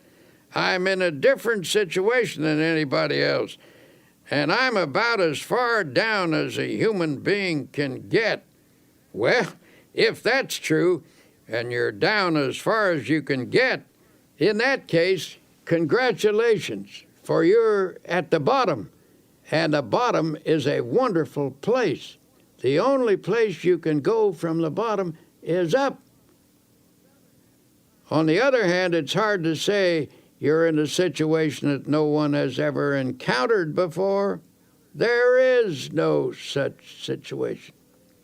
Practically speaking, there are only a few human stories, and they've all been enacted before.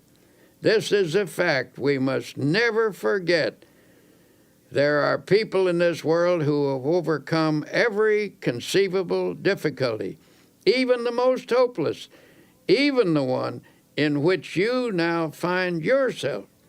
There is always a way out. A wise old man was once asked how he overcame the many difficulties of his life.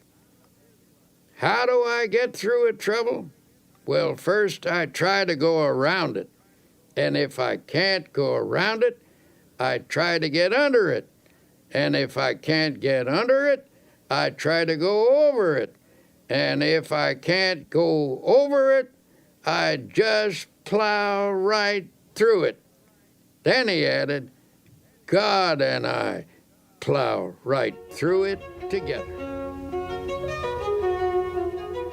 One way to help your subconscious become more positive is to eliminate certain expressions of thought and speech, which we'll call the little negatives.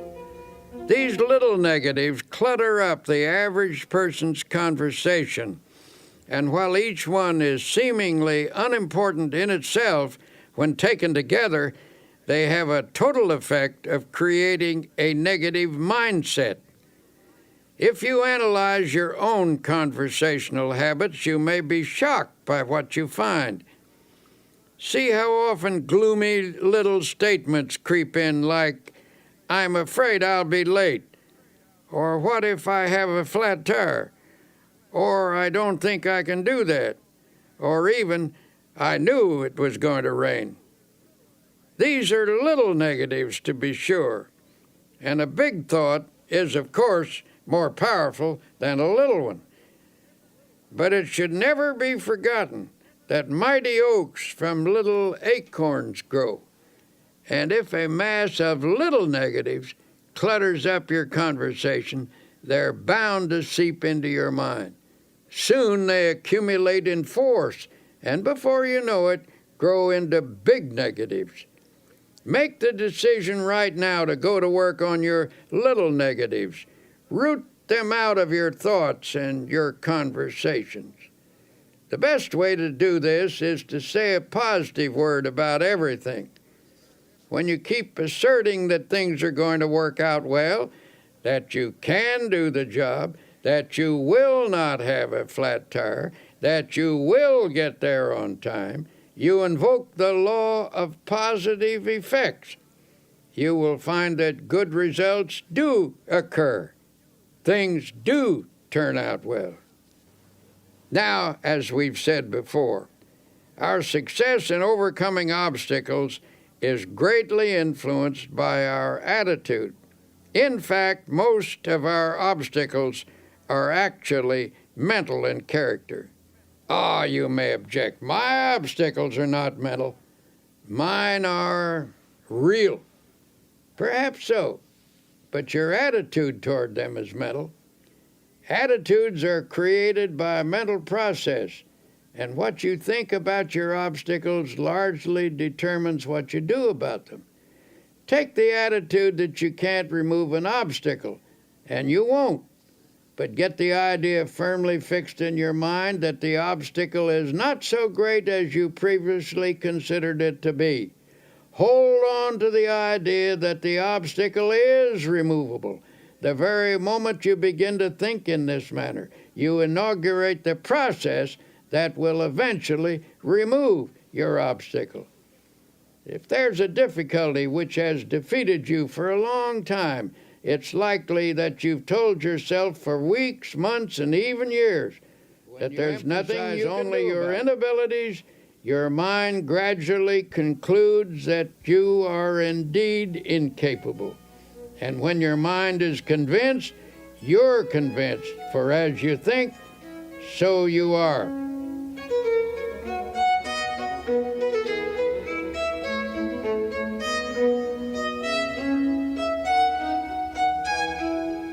Armed with a new attitude, now take another look at that obstacle that's been bothering you. You will find that it isn't so formidable as you thought. Say to yourself, the rough is only mental. I think victory, I get victory. Remember that formula. Write it on a piece of paper, put it in your wallet, stick it over the kitchen sink, put it on your dressing table and on your desk. Keep looking at it until its truth permeates your whole mental attitude, until it becomes a positive obsession. I can do all things through Christ who strengthens me. What may seem to be a difficult proposition is hard or easy depending upon how we think about it. Some of America's greatest thinkers tackled this question of attitude, and each came to the same conclusion. Ralph Waldo Emerson believed that the human personality can be touched with divine power, and through this channel, greatness is released. William James pointed out that the most important factor in any undertaking is one's belief about it. And Henry David Thoreau told us that the secret of achievement is to hold a picture of a successful outcome in mind. I've frequently received letters from people who discovered just how practical the I don't believe in defeat approach can be. One man wrote to relate his father's story. My father was a traveling salesman, the letter began. Every year he changed the line of goods he would sell and tell my mother that this was the last change. He always said that next year our problems would be over and we would be on Easy Street. But Easy Street never happened, and my father was always tense, always afraid of himself, always whistling in the dark. Then one day a fellow salesman gave Father a copy of a little 3-sentence prayer. He was told to repeat it just before calling on a customer. Father tried it, and the results were almost miraculous. He sold 85% of all the calls he made the first week, and every week after that the results were wonderful. Some weeks his percentage ran as high as 95, and Father had 16 weeks in which he sold every customer he called on. Father gave this prayer to several other salesmen, and in each case it brought astounding results. Here is the prayer. I believe I am always divinely guided. I believe I will always take the right turn in the road. I believe God will always make a way where there is no way. Obstacles exist, all right, but even if we don't dream them up, most of the time they're not really as difficult as they seem. It's your attitude that counts. Your attitude which gives obstacles their power or lack of power. To the degree that your attitude shifts from negative to positive, the ability to master your problems will come. You must believe that Almighty God has instilled in you the power to lift yourself out of the rough by keeping your eye firmly fixed on the source of your power. Affirm to yourself that through this power you can do anything you have to do. Believe that this power is taking the tension out of you, that His power is flowing through you. Believe this, and a sense of victory One simple exercise to come. practice. say out loud, "I don't believe in defeat. I don't believe in defeat." Continue to affirm that day and night until the idea completely dominates your subconscious. Eventually, you'll discover that the shortest path between you and your goal is a direct one, despite any obstacle in your way.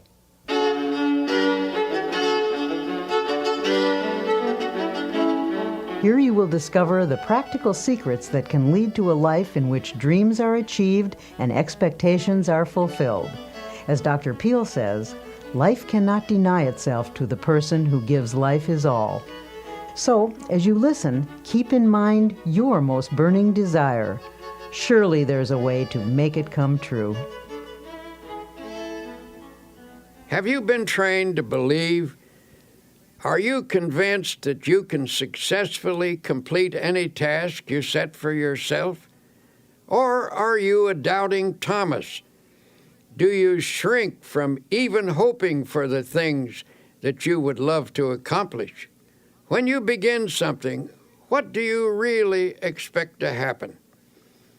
If you haven't been doing too well at achieving your goals, perhaps it's time to examine your expectations.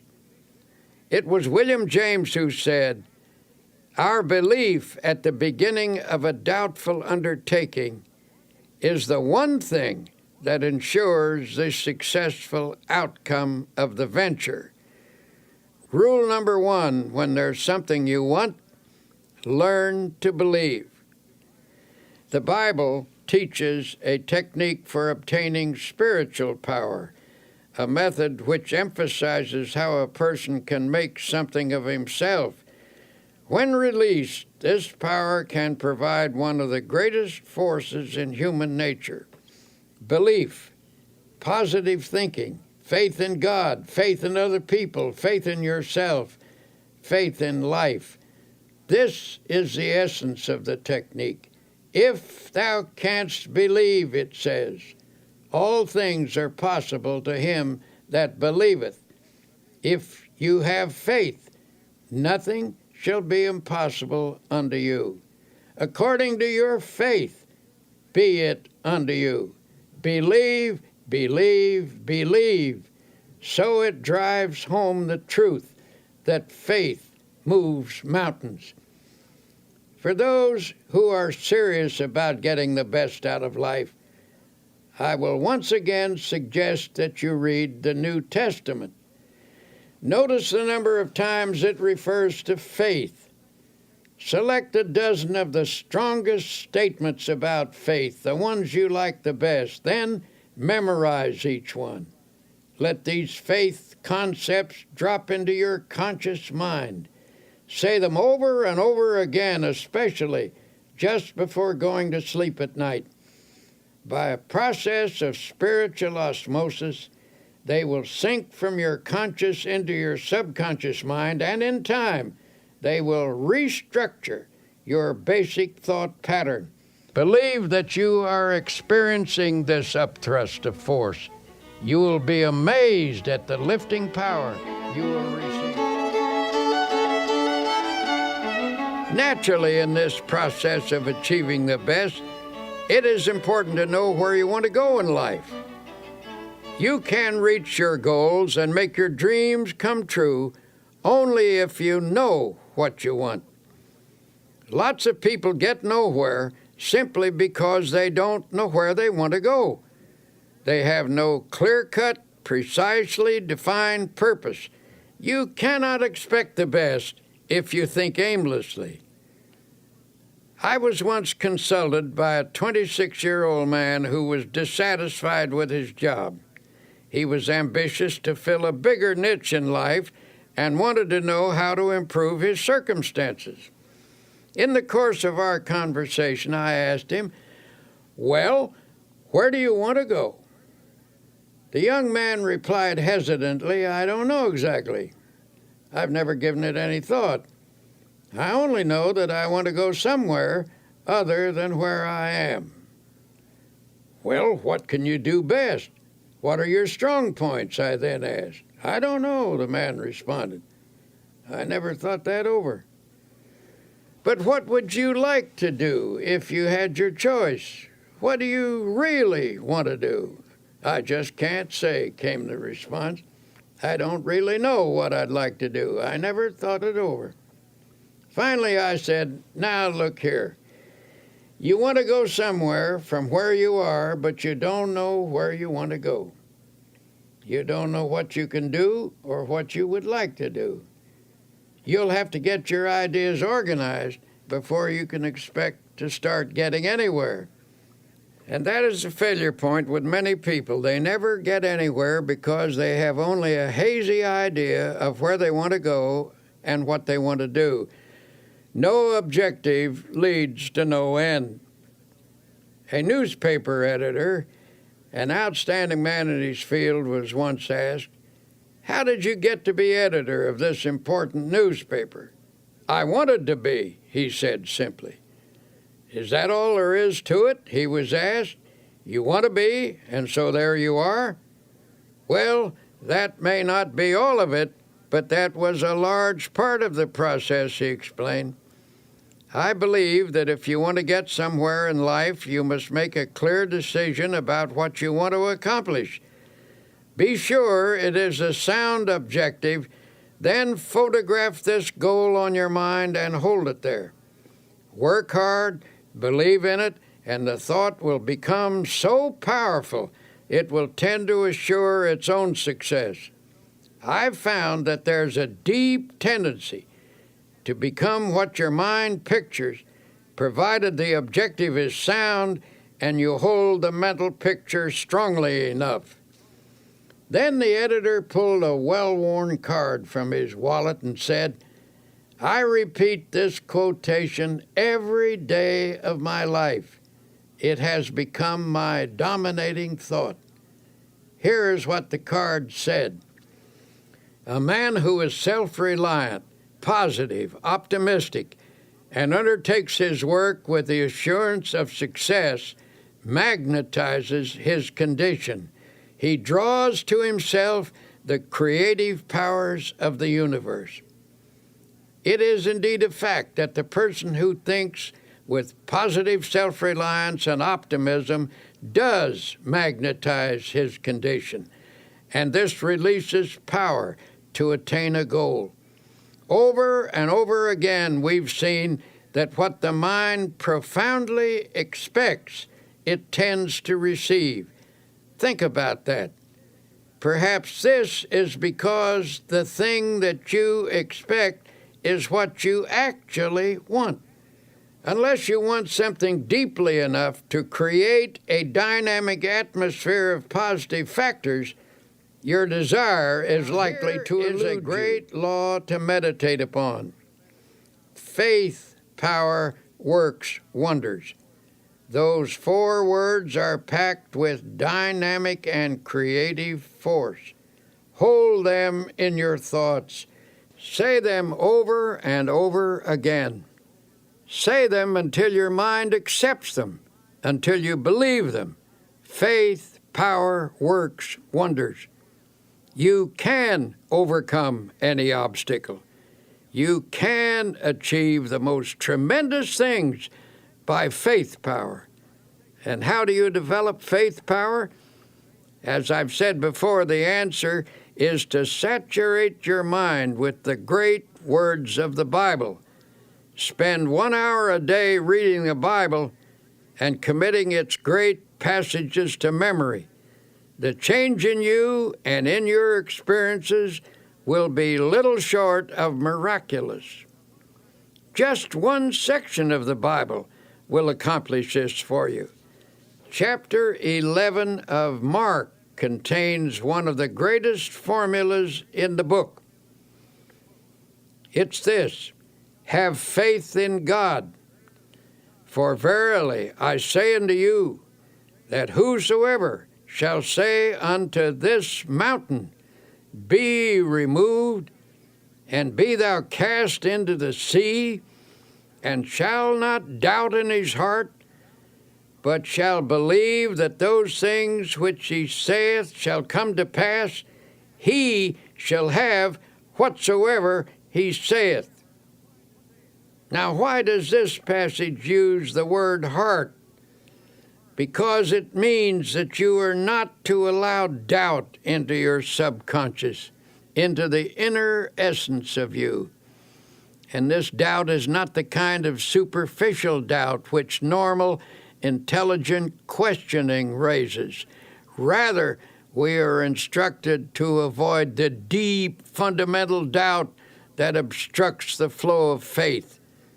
Another interesting thing to note about this passage is that we are told, "Ye shall say to this mountain." The reason great things don't happen to some people is because they aren't specific enough in their application of faith power. In other words, don't address your efforts to the entire mountain range of all your difficulties. Attack one problem at a time. Be specific. If there's something you want, what is the best way to go about getting it? In the first place, ask yourself, should I want it? Test the question very honestly in prayer to be sure you should want it and whether you should have it. If you can answer that question in the affirmative, then ask God for it and don't be backward in asking Him. And if God, having more insight, believes that you shouldn't have it, you needn't worry, He won't give it to you. But if it is a right thing, ask Him for it specifically.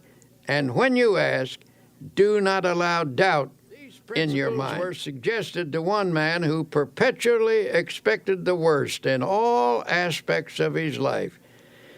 He took a negative attitude toward every project or problem he faced and expressed a vigorous disbelief in these principles. In fact, he offered to conduct a test to prove them wrong. Since he was an honest man, he tried them faithfully and even kept a scorecard. After 6 months, he reported that 85% of his problems had turned out satisfactorily. "I am now convinced," he said, "although I wouldn't have believed it possible. It seems to be true that if you expect the best, you are given some strange kind of power to create conditions that produce the desired results. From now on, I am changing my mental attitude and shall expect the best, not the worst. My test indicates that this is not a theory, but a realistic way to meet life's situations." May I say that I am very interested in you. So every day as you confront the problems of life, I suggest that you affirm as follows: I believe that God gives me power to attain what I really want. Never mention the worst. Never think of it. Drop it out of your consciousness. At least 10 times every day, repeat to yourself, I expect the best, and with God's help, will attain the best. If in the depths of your mind you visualize the best and employ the powers of faith and energy, you will get the best. If with all your heart, that is the secret. If with all your heart, that is to say, if you reach out creatively toward your heart's desire with your entire personality, your reach will not be in vain. So expect the best. Never think of the worst. Drop it out of your thoughts. Let there be no thought in your mind that the worst will happen, for whatever you take into your mind can grow there. So take in only the best. Nurture it. Concentrate on it. Emphasize it. Visualize it. Prayerize it. Surround it with faith. Expect the best at all times, and spiritually creative mind power, aided by God power, will produce the best. You have finished listening to these tapes. What have you heard? Simply a series of practical and workable techniques for living a successful life. You have heard a formula of belief and practice which should help you win victory over every defeat. Examples have been given here of people who have believed and who have applied the suggested techniques. But listening is not enough. Now please go back and practice each technique. They have been tested in the laboratory of spiritual and practical experience. When applied, they will work for you as they have worked for many. We may never meet in person, but through these tapes, I feel we have met. We are friends and partners, so believe and live successfully. Thank you, and best wishes always, Norman Vincent Peale.